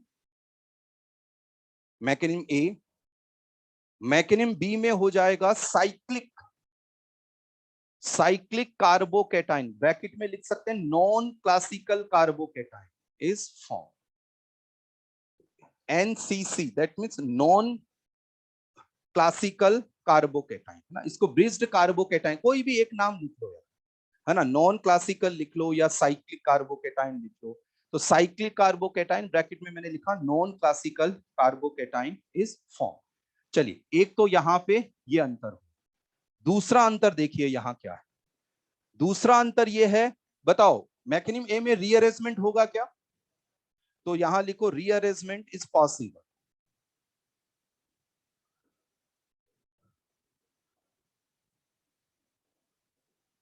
और यहां पे लिखिएगा नो रीअरेंजमेंट, कि इसके अंदर क्या होगा कि यहाँ पे रीअरेंजमेंट वगैरह नहीं होगा मैकेनिम बी में, मैकेनिम ई के अंदर रीअरेंजमेंट होगा। और यहाँ पे, यहाँ थर्ड जो है ना, यहाँ थर्ड लिखिएगा, थर्ड में एक्चुअली क्या रहता है कि इसके अंदर स्टीरियो केमिस्ट्री, देखो सिन एंटी एडिशन ये स्टीरियो केमिस्ट्री में आते हैं कि स्पेसिफिक कौन सा एडिशन हो रहा है, सिन एडिशन हो रहा है कि एंटी एडिशन हो रहा है। तो अच्छा, तो इसके अंदर जो रहता है ना, इसके अंदर stereo chemistry is not important, मतलब सिन एंटी एडिशन, मतलब इसमें किसी तरह का, मतलब जैसे कार्बोकेटाइन है ना, तो वो दोनों तरह से ही एडिशन हो जाता है, उसमें कोई स्पेसिफिक नहीं होता इस वाले केस में। देखो यार समझाया था ना अभी, है ना, जैसे कुछ बुक्स में लिखा रहता है सिन एंटी दोनों, क्योंकि कोई स्पेसिफिक है ही नहीं, इलेक्ट्रोफाइल कहीं पे भी हो, इधर से भी अटैक हो जाएगा, इधर से भी अटैक हो जाएगा, ठीक है। तो यहां लिख लेते हैं स्टीरियो केमिस्ट्री, आप लिखो stereo chemistry is not important, मतलब यहां सिन एंटी एज सच कोई स्पेसिफिक एडिशन नहीं होता, आप जो मैं लिख कह रहा हूं वो लिख लो, stereochemistry is not important.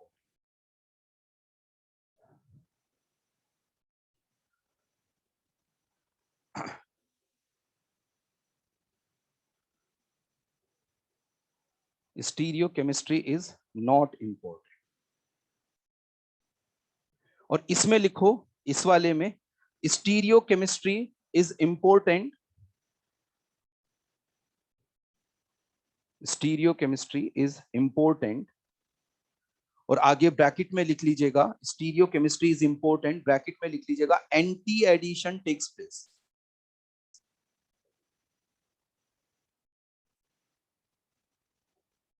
Anti addition takes place. कैसा एडिशन हो जाएगा? एंटी एडिशन, यहाँ पे ये, इसमें तो दोनों ही तरह से सिन एंटी, कोई स्पेसिफिक कोई ऐसा नहीं होता।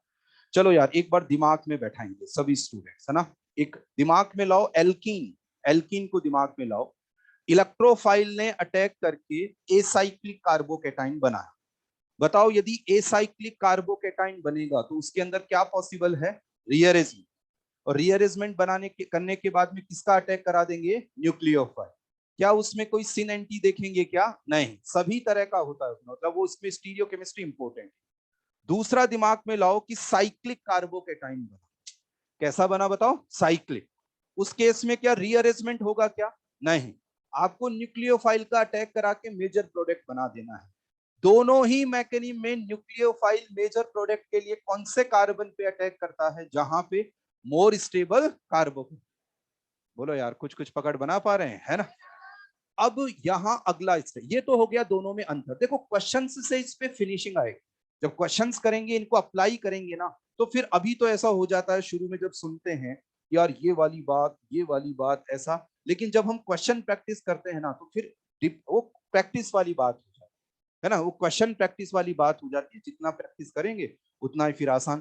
तो अब देखो यहाँ पे क्या, कि हम लोग ये पढ़ लेते हैं कि यार कब तो मैकेनिज्म एक होगी, कब मैकेनिज्म बी होगी, फिर हमारे लिए ये बहुत आसान ये हो जाएगा। तो देखिए यहाँ पे मैं इसको समझाता हूँ थोड़ा ना, और ये इंपॉर्टेंट बात रहेगी यार, क्योंकि जब ये हमसे एक बार पता चल गया तो फिर उसके बाद में क्वेश्चंस में कोई दिक्कत ही नहीं। तो एक नोट लगा के यहाँ पे हम लिखेंगे,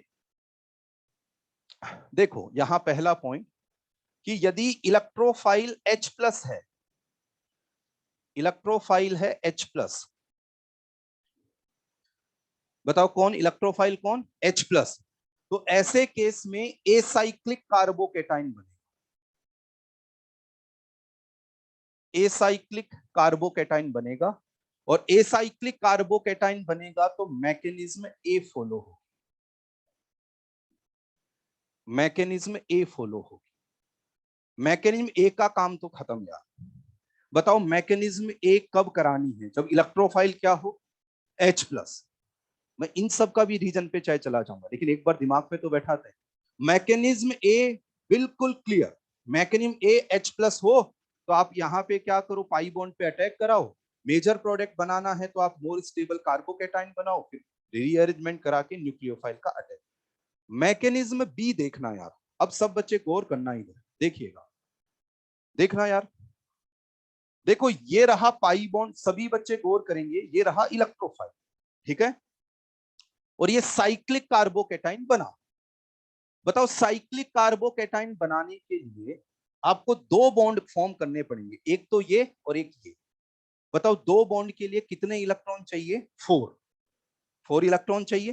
देखो दो तो मिल जाएंगे, ये वाला एल्कीन ये 2 पाई इलेक्ट्रॉन ये प्रोवाइड करा रहा है, लेकिन 2 इलेक्ट्रॉन्स किसके पास होना जरूरी है? इलेक्ट्रोफाइल के पास।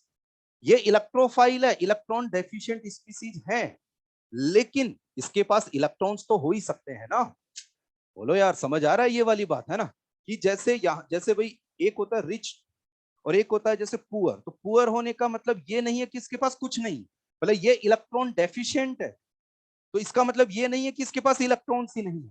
तो कहने का मतलब यहाँ पे ये है कि बताओ साइक्लिक कार्बोकैटायन या नॉन क्लासिकल कार्बोकैटायन बनाना है तो इलेक्ट्रोफाइल के पास क्या होना चाहिए? एटलीस्ट एक क्या होना चाहिए? Lone pair. मतलब यहाँ साइक्लिक कार्बोकैटायन बनता है तो ये अपने इलेक्ट्रॉन्स को भी ये इन्वॉल्व करता है। जैसे मान लीजिए ऐसा है, जैसे ये ना कि मैंने आपको, जैसे मैं आपको कोई पार्टी दे रहा हूँ, है ना, कि जैसे यार चलो अपन कहीं बाहर चलते हैं और पार्टी ये करते हैं, तो एक्चुअली है ना, तो इसमें क्या है देखो, ये इलेक्ट्रोफाइल इस पे अटैक करता है इलेक्ट्रॉन्स के लालच में। इलेक्ट्रॉन यहाँ पे कि भाई यहाँ पे एल्कीन, जैसे मैंने आपको पार्टी के लिए इनवाइट किया, आप आए, लेकिन इसमें क्या रहा कि जैसे एक स्टूडेंट ने बोला कि जैसे अपने को कहीं बाहर पिकनिक वगैरह कुछ, तो भाई कुछ प्लान किया अपन ने तो कि सर म्यूजिक सिस्टम मेरे पास है, या इन्होंने बोला कि सर कुछ गेम खेलना ये मेरे पास है, या ऐसा कुछ करके ये आप लोगों का इन्वॉल्वमेंट हो गया। कहने का मतलब कि इलेक्ट्रोफाइल सामने वाले इलेक्ट्रॉन्स को काम में ले रहा है, लेकिन कुछ इन्वॉल्वमेंट उसका खुद का भी हो गया। क्यों? क्योंकि आपको ये बनाना है तो कितने इलेक्ट्रॉन चाहिए? बताओ 4। तो इसका मतलब बताओ साइक्लिक कार्बोकैटायन कौन बना पाएगा जिसमें इलेक्ट्रोफाइल के खुद के पास क्या हो? बताओ कोई लोन पेयर। अब बताओ H+ के पास खुद के पास कुछ इलेक्ट्रॉन्स है क्या? नहीं। तो उसके पास क्या ऑप्शन है? केवल कौन सी मैकेनिज्म देगा? बताओ वो मैकेनिज्म ए मैकेनिज्म। तो H+, अब आपको इतना भी सोचने की जरूरत नहीं है कि सर मैं लोन पेयर कैसे चेक करूं कि ये करूं। इसको खत्म ऐसे करते हैं, यदि H+ है तब तो कौन सी मैकेनिज्म? बताओ ए मैकेनिज्म, और उसके अलावा यदि कोई इलेक्ट्रोफाइल हो तो बी। बस मस्त रहो फिर यार, मस्त रहो। और फिर मैकेनिज्म ए कैसे होगी, बी कैसे होगी, ये हम जान, पता है हम लोग आगे जो इसमें क्वेश्चन करेंगे ना, उनके प्रोडक्ट को कोई रटेंगे थोड़ी। आज जो हमने पढ़ा ना वो थोड़ा दिमाग में होना चाहिए, फिर मैं आपको क्वेश्चन दूंगा और आप सीधे फिर आंसर करेंगे। लेकिन अब इनमें फिर आपको याद होना चाहिए यार, इसको आप थोड़ा पढ़ के आएंगे ना तो कॉन्फिडेंट रहेंगे, और आपको ये समझ आएगा कि यार जो आज हमने 15-20 मिनट में ये पढ़ा ना, इलेक्ट्रोफिलिक एडिशन का खेल ही खत्म, बिल्कुल क्लियर। यदि ये बातें मेरे हाथ में हैं तो अपन फिर इसको देखो कंप्लीट करते हैं, इसको यहाँ पे कंप्लीट करते हैं सेकंड पॉइंट में कि अदर यदि इलेक्ट्रोफाइल है तो यहाँ cyclic carbocation non classical carbocation के नाम से फेमस होता है, तो इसको भी साथ साथ हम लिख सकते हैं। साइक्लिक कार्बोकैटाइन हो तो मैकेनिज्म बी फॉलो होगी, और जो अदर इलेक्ट्रोफाइल है वो किस तरह के इलेक्ट्रोफाइल होना चाहिए जिसमें जैसे देखो इस तरह का मैं आपको बताऊं, जैसे Cl+, जैसे मान लो Cl+ हमने कोई लिया, तो Cl+ प्लस चार्ज है तो इलेक्ट्रोफाइल यहाँ है। बताओ साथ में इसके पास क्या रहते हैं? वैलेंस शेल में इलेक्ट्रॉन्स तो होंगे ही ना, है ना? तो इस तरह का इलेक्ट्रोफाइल, तो इतना दिमाग नहीं लड़ाना है, तो H+ के अलावा जो भी इलेक्ट्रोफाइल आए। तो इस अदर इलेक्ट्रोफाइल में क्या खास बात होनी चाहिए? यदि आप उसको नहीं भी दिमाग में रखोगे ना कोई दिक्कत नहीं आएगी, लेकिन आप यहाँ लिख सकते हैं कंटेनिंग 1 लोन पेयर और कंटेनिंग 1 अनशेयर्ड पेयर इलेक्ट्रॉन्स, है ना? तो कंटेनिंग 1 लोन पेयर एटलीस्ट यहाँ पे एक लोन पेयर इसके पास रहेगा इस तरीके का, तो ये क्या रहेगा, साइक्लिक कार्बोकेटाइन बनाएगा। क्यों? क्योंकि यहाँ पे आपको 2 बॉन्ड बनाने हैं तो 4 इलेक्ट्रॉन चाहिए। सामने वाला अपना इलेक्ट्रॉन दे रहा है, कुछ इन्वॉल्वमेंट अपनी तरफ से या इस इलेक्ट्रोफाइल की तरफ से ये होता है। तो यहाँ पे आप लिखेंगे अदर इलेक्ट्रोफाइल, तो cyclic carbocation that means non classical carbocation बनेगा। मैकेनिज्म बी फॉलो होगी यहाँ पे, और यहाँ पे ब्रैकेट में चाहे तो मेंशन कर सकते हैं इलेक्ट्रोफाइल्स कंटेनिंग 1 लोन पेयर, कि जिसके पास एक लोन पेयर हो वो इस तरीके का यहाँ पे बिहेवियर यहाँ शो करेगा। यार दिमाग में बैठी क्या बात है ना, है ना, दिमाग में बैठी बात। ये तो कहानी यहाँ पे हो गई इलेक्ट्रोफिलिक एडिशन होता क्या है। लेकिन अब इस इलेक्ट्रोफिलिक एडिशन में, हाँ बिल्कुल, पानी वानी पीने कुछ जाना वाना हो ना तो बिल्कुल आप, है ना, कोई परेशान होके क्लास में नहीं बैठेगा कोई भी, प्यास लग रही है या मान लीजिए वॉशरूम जाना है, आप जा सकते हैं बिना पूछे, लेकिन थोड़ा डिसिप्लिन, ऐसा नहीं सारे उठ के एक साथ चले गए, है ना, एक एक गया फिर आ। और कई बार ऐसा होता है मैंने टाइमिंग कुछ दिया लिखने का, वो उसमें आप कंफर्टेबल हो, है ना उसमें। अब यार देखो कुछ इसको स्टार्ट तो कर देते हैं आगे यहाँ पे, कि हम लोग इलेक्ट्रोफिलिक एडिशन में अब हम कौन कौन सी रिएक्शंस पढ़ने वाले हैं। तो स्टार्ट करते हैं, यहाँ पे लिखते हैं फर्स्ट, यहाँ पे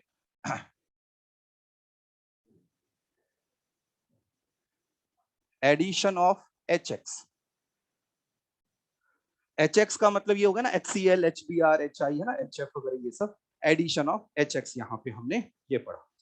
तो एडिशन ऑफ HX में देखिएगा क्या है यहाँ पे, कि जैसे हमने लिया CH2 डबल बॉन्ड CH2 और यहाँ पे रखा HX। तो ऐसे केस में यहाँ पे क्या किया, देखो एल्कीन, तुरंत हमारे दिमाग में आना चाहिए इलेक्ट्रोफिलिक एडिशन। एल्कीन है, इलेक्ट्रोफिलिक एडिशन। तो यहाँ पे एक कार्बन पे इलेक्ट्रोफाइल लगाया हमने और एक कार्बन पे न्यूक्लियोफाइल लगाया, मतलब इस तरीके से ये प्रोडक्ट, मतलब इसको मैं लिख सकता हूँ CH3CH2X। ये मैंने यहाँ पे ये लिख दिया, लिखो एक बार, अभी अपन बस ये लिख दिया यहाँ पे, ये प्रोडक्ट ये बन गया। ठीक है, चलिए अगली बात करते हैं।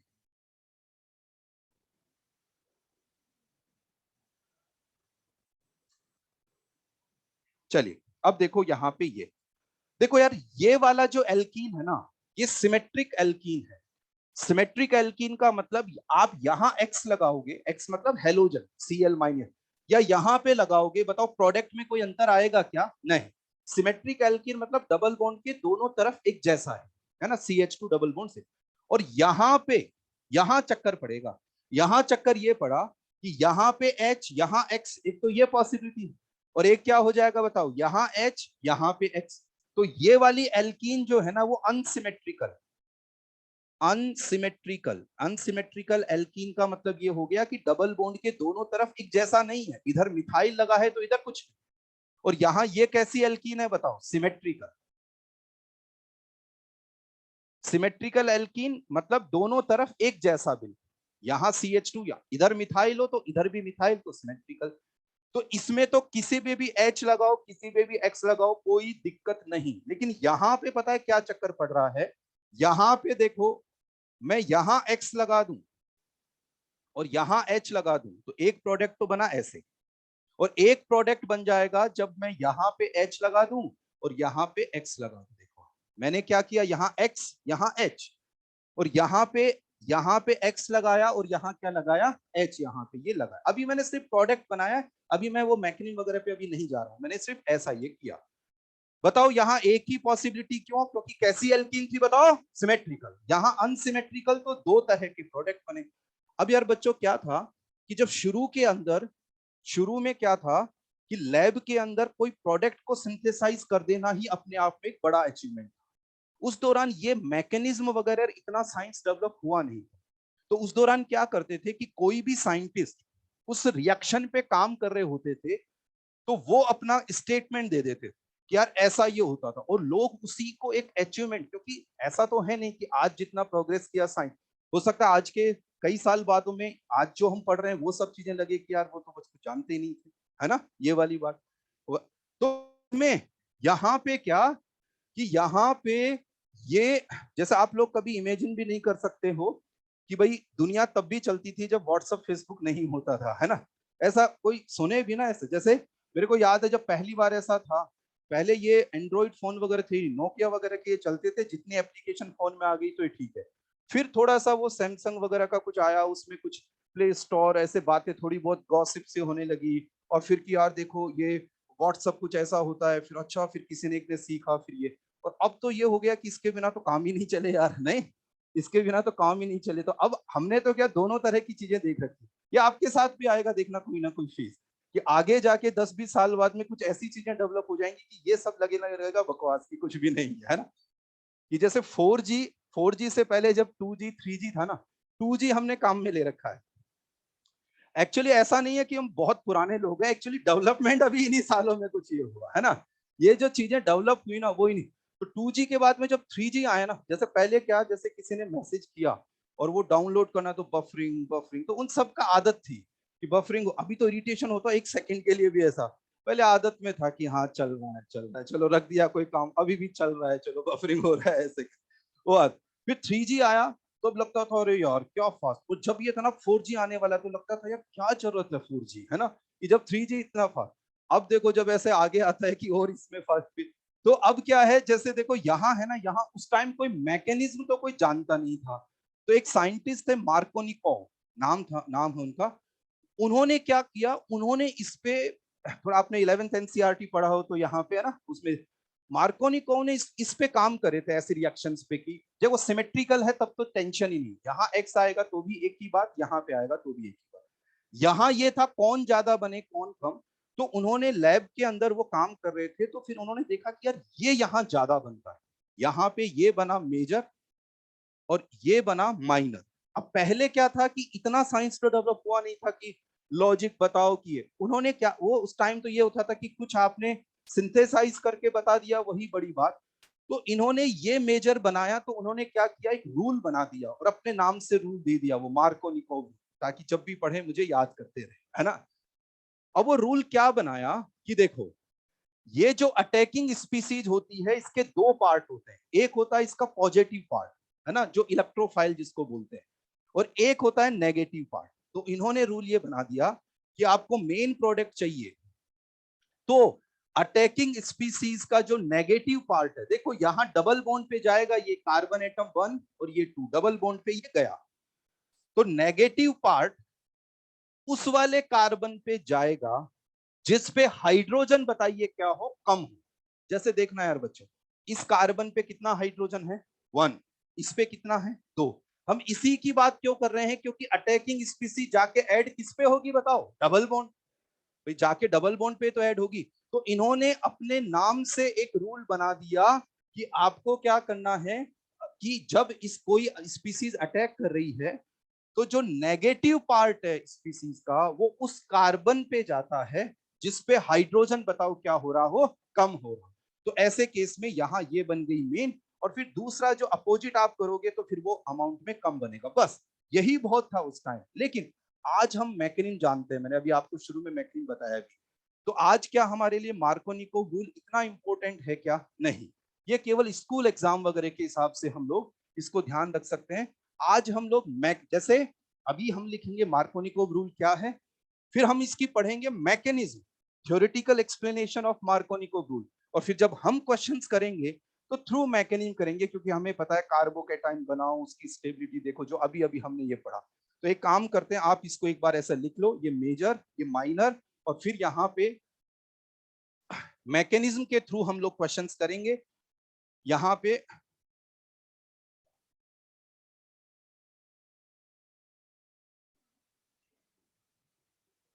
मार्कोनिकोव्स रूल, अब इसको है ना अपन यहाँ शॉर्ट में m.k.r, ताकि अपन बार बार ये पूरा मार्कोनिकोव MARKOVNIKOV मार्कोनिकोव्स रूल, यहाँ पे ये रूल एक बार बस उनको थोड़ा याद करके, और इसलिए लिख लेते हैं कि बेसिक कोई स्कूल एग्जाम में कोई क्वेश्चन आए तो, बाकी आज के रिस्पेक्ट में हम मैकेनिज्म के थ्रू क्वेश्चंस करेंगे, इनकी हमें इतना एज सच कोई जरूरत यहाँ नहीं रहती। लिखें इसको, है ना, लिखिए, the rule states that, the rule, Markovnikov's rule की बात हम लोग कर रहे हैं, the rule states that the negative part, the negative part bracket में लिखेंगे nucleophilic part, negative part, nucleophilic part bracket बंद, the negative part of the attacking species, the rule states that the negative part bracket में nucleophilic part bracket बंद of attacking species add on add on the carbon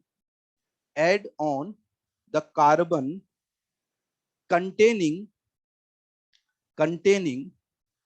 less number of hydrogen, add on the carbon containing less number of hydrogen and positive part add on the carbon containing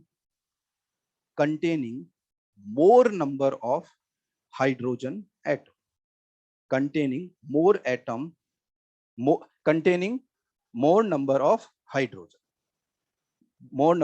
hydrogen atom. देखिए मैंने आपको ये लिखवाया कि attacking species का negative part तो उसका, देखो मार्कोनिक को कैसे ध्यान रखो, कम, कैसे ऐसे दिमाग में रखो कम, मतलब नेगेटिव पार्ट उस वाले कार्बन पे जाता है जिसपे हाइड्रोजन का नंबर कम हो। लेकिन ये डेफिनेशन कभी कोई इसलिए नहीं भूलता है कि अपन मैकेनिज्म के थ्रू इसको एक्सप्लेन करने वाले हैं, तो मैकेनिज्म के थ्रू मेजर प्रोडक्ट निकाल लो और उसको देख के फिर आपको पता ही चल जाएगा कि एक्स यहीं पे आएगा। ये तो हो गई पुरानी बात।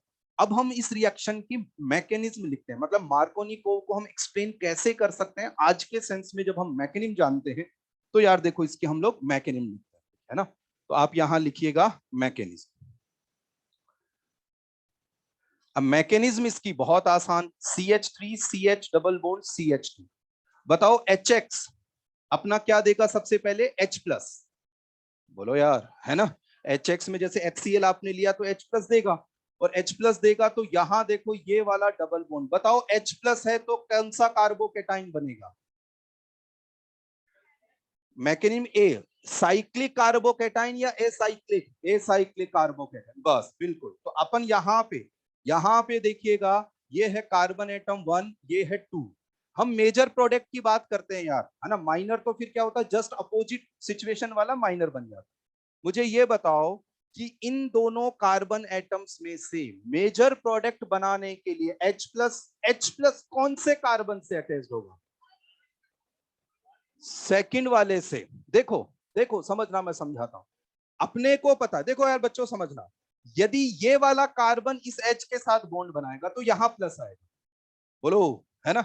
और ये वाला कार्बन इस H प्लस के साथ बॉन्ड बनाएगा तो यहां प्लस आएगा। तो हम कार्बोकेटाइन कौन सा बनाएंगे, जो कि मोर स्टेबल कार्बोकेटाइन बनने की टेंडेंसी हो, जो भाई देखो जितना स्टेबल होगा तो उसके बनने की टेंडेंसी होगी। तो हमेशा जो मेजर प्रोडक्ट बनता है वो मोर स्टेबल कार्बोकेटाइन के थ्रू। तो देखिए यहाँ पाई बॉन्ड अटैक करेगा इसमें, तो हम लोग यहाँ पे देखो अपन दोनों बना के बता देते हैं, मैं आपको दोनों बना के बता देता हूँ कि यहाँ पे यदि अटैक करा तो ये वाला कार्बोकेटाइन बना, और यदि ये इस पे अटैक करे तो यहाँ पे दोनों कार्बोकेटाइन मैंने आपको बना, ताकि मैं दोनों तरह के प्रोडक्ट को एक्सप्लेन कर सकूं। H प्लस इस पे अटैक करेगा तो यहाँ कार्बोकेटाइन बना, ये इस पे अटैक करेगा तो यहाँ पे। अब इन दोनों कार्बोकेटाइन में रीअरेंजमेंट वगैरह की कोई पॉसिबिलिटी है नहीं, हो तो करा दो, मतलब जैसे रीअरेंजमेंट वाली बात अभी नहीं करते हैं भाई। ये दोनों बने, यहाँ पे जैसे ये बना और ये बना, दो तरह के अभी यहाँ पे कार्बोकेटाइन ये बने। अब देखो यहाँ एक बात देखना, बताओ इनमें मोर स्टेबल कौन सा है, ये वाला यहाँ मोर स्टेबल है ना, मोर स्टेबल यहाँ ये है। तो ऐसे केस में जब ये मोर स्टेबल कार्बोकेटाइन यहाँ है तो इसके बनने की टेंडेंसी ज्यादा। अब इस पे बताओ अटैक कौन करेगा, यहाँ X माइनस, जब X माइनस इस पे अटैक करेगा तो यहाँ CH3, यहाँ X, यहाँ CH3, ये तो बना यहाँ मेजर प्रोडक्ट। और यहाँ पे ये आप लिख लीजिएगा कि CH3 CH2 CH2X, यहाँ पे ये क्या बना बताओ, माइनर प्रोडक्ट। यहाँ यहाँ पे ये। तो अब देखो, जैसे मान लो कोई स्टूडेंट को स्कूल एग्जाम में डिफाइन करना है मार्कोनी को, तो वो मैकेनिम के थ्रू देख ले, मोर स्टेबल कार, जितना स्टेबल कार्बोकेटाइन होता है उससे रिलेटेड प्रोडक्ट उतना ही मेजर यहाँ बन रहा हो। तो वो देख ले कि भाई हेलोजन उस कार्बन पे जा रहा है या नेगेटिव पार्ट उस कार्बन पे जा रहा है जिसपे हाइड्रोजन कम होंगे, तो ऐसे करके यहाँ पे क्या बन जाएगा, ये मेजर यहाँ पे ये बना। अब देखो इस मैकेनिम को देखकर यहाँ पे हम लोग क्या क्या, बोलो यार समझ में आया सभी को ये, है ना। तो अपने को यहाँ पे इस तरीके से ये क्वेश्चन, तो अब इससे रिलेटेड कुछ पॉइंट्स हम लोग नोट करेंगे, है ना। 5-7 मिनट बैठेंगे यार, 5-7 मिनट बैठेंगे, थोड़ा सा कवर अपनी लास्ट, क्योंकि पता है टाइम टेबल किसी भी वीक में चेंज हो सकता है, तो बीच वाली क्लास आते तो फिक्स पे टाइम खींच नहीं सकते, लेकिन जब भी लास्ट क्लास हो 10 से 15 मिनट तो आप लेके चलिएगा ही, कि इतना हम लोग यहाँ, क्योंकि अभी हमें थोड़ा सा, आप लोग अभी जैसे अभी ऑफलाइन में आगे, अब हमें डिस्कशन भी प्लान करना आगे, उसको भी लेके आगे बढ़ना है, वो सारा भी, तो 10-15, तो इसलिए क्या है, इससे पहले वाले ब्रेक में या सुबह अपना ब्रेकफास्ट कुछ करके आओ, साथ में कुछ लेके आ सकते हैं, कोई फ्रूट्स वगैरह रख के ला सकते हैं बैग वैग में, लेकिन थोड़ा सा खा पी के इतना तो बैठो कि 1:30 बजे तक, है ना, फिर उससे ज्यादा नहीं खींचना। चलो अब सुनो, देखो यहाँ कुछ थ्योरी पॉइंट्स लिखते हैं, लिखिएगा। सबसे इस रिएक्शन के लिए, HX वाले के लिए सबसे पहला पॉइंट लिखिएगा, इलेक्ट्रोफाइल, डैश लगा के लिखो, है ना, H+, इलेक्ट्रोफाइल डैश लगा के लिख दो H+, है ना। कुछ थ्योरी पॉइंट्स यहाँ पे ये है।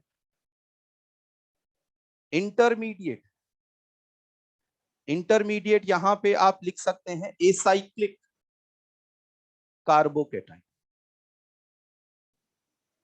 नेक्स्ट पॉइंट लिखिएगा यहां, rearrangement is possible.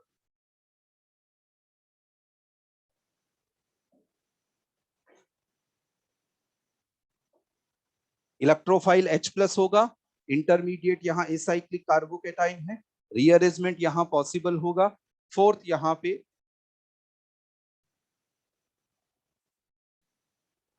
Reactivity of HX, जैसे एल्कीन की रिएक्शन हम HX से करा रहे हैं, एल्कीन की रिएक्शन HX से करा रहे हैं, तो डिफरेंट टाइप के HX जो होंगे ना यार, वो ये होते हैं HF, HCl, HBr, HI। चलो मैं आपसे पूछता हूं, आप इसमें बता सकते हो कि बताओ इनमें सबसे ज्यादा, देखो सबसे ज्यादा रिएक्टिव कौन होगा, रिएक्शन स्टार्ट कैसे हो रही है कि जो तुरंत अपना H+ दे दे। हाँ बिल्कुल HI, क्योंकि HI क्या होगा, बड़ा बॉन्ड है, आसानी से टूटेगा, आसानी से क्या दे देगा, H+, है ना। देखो आप रिएक्शन की स्टार्टिंग इसी से हो रही है कि H+ मिले, अटैक किया कार्बोकेटाइन, X- ने इस पे अटैक किया। तो ऐसे केस में यहाँ पे क्या होगा कि रिएक्टिविटी का ऑर्डर हम लोग देखेंगे कि यहाँ पे इसके लिए आप लिख सकते हैं एक्सप्लेनेशन कि इसकी बॉन्ड एनर्जी कम है, इजी आप देख सकते हैं HF, HCl, HBr, HI में सबसे स्ट्रॉन्ग एसिड होता है, तो स्ट्रॉन्ग एसिड होगा तो तुरंत H+ देगा, रिएक्शन को स्टार्ट करेगा, I- देके यहाँ पे ये प्रोडक्ट यहाँ पे ये बना देगा, यहाँ पे ये रहा। नेक्स्ट पॉइंट आप यहाँ मेंशन करेंगे,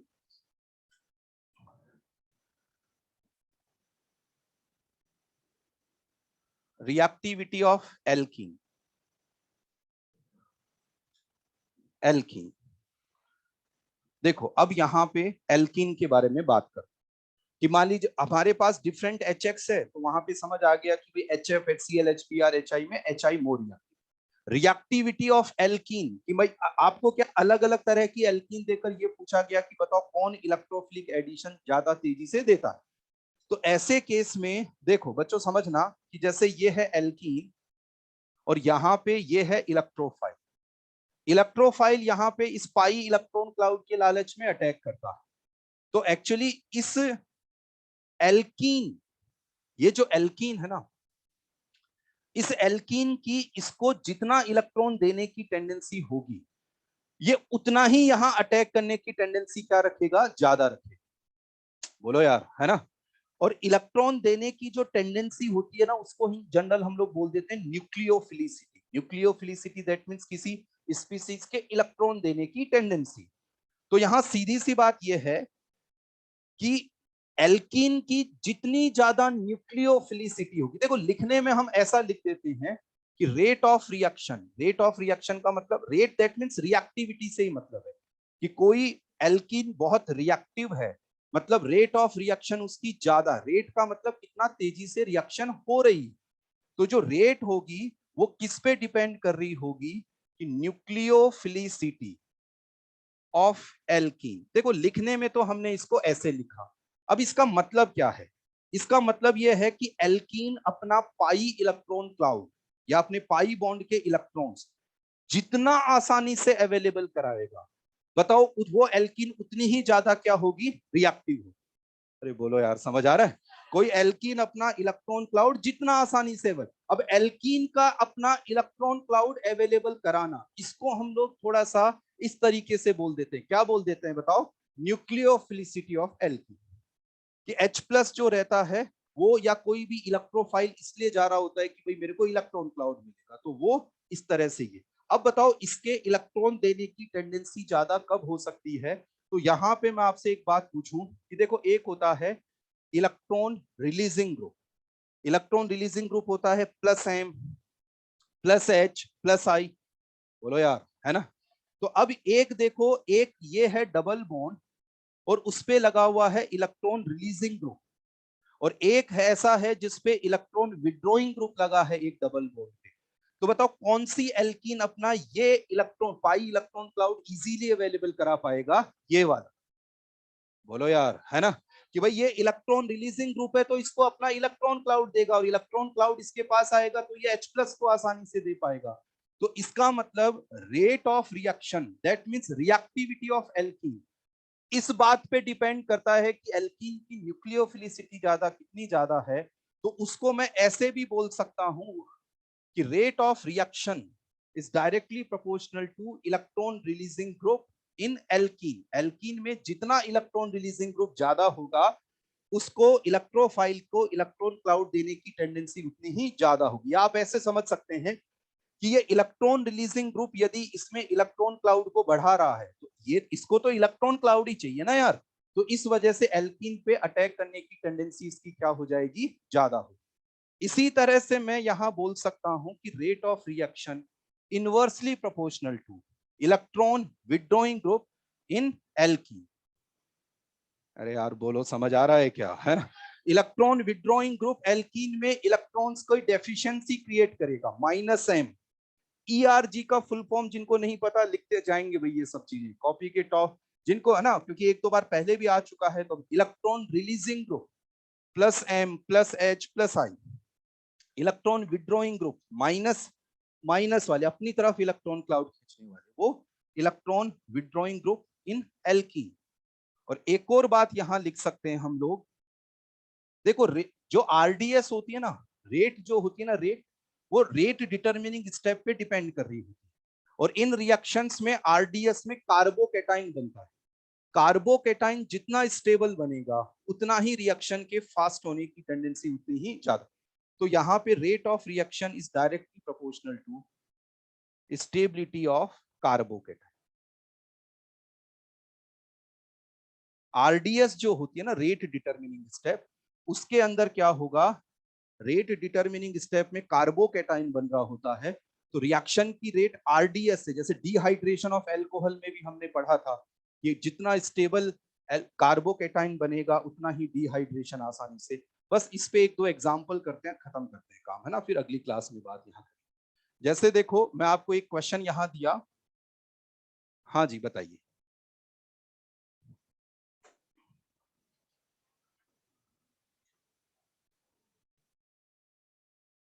अच्छा अच्छा, हाँ यार, बिल्कुल सही बताओ, आप सही में बंद हो जाता है या, है ना? आ, हो जाता।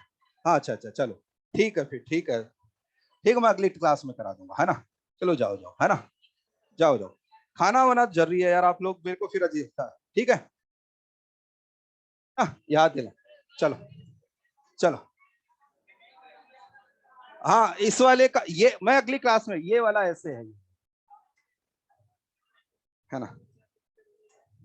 खाना वाना खाओ यार, जाओ जाओ जाओ, है ना?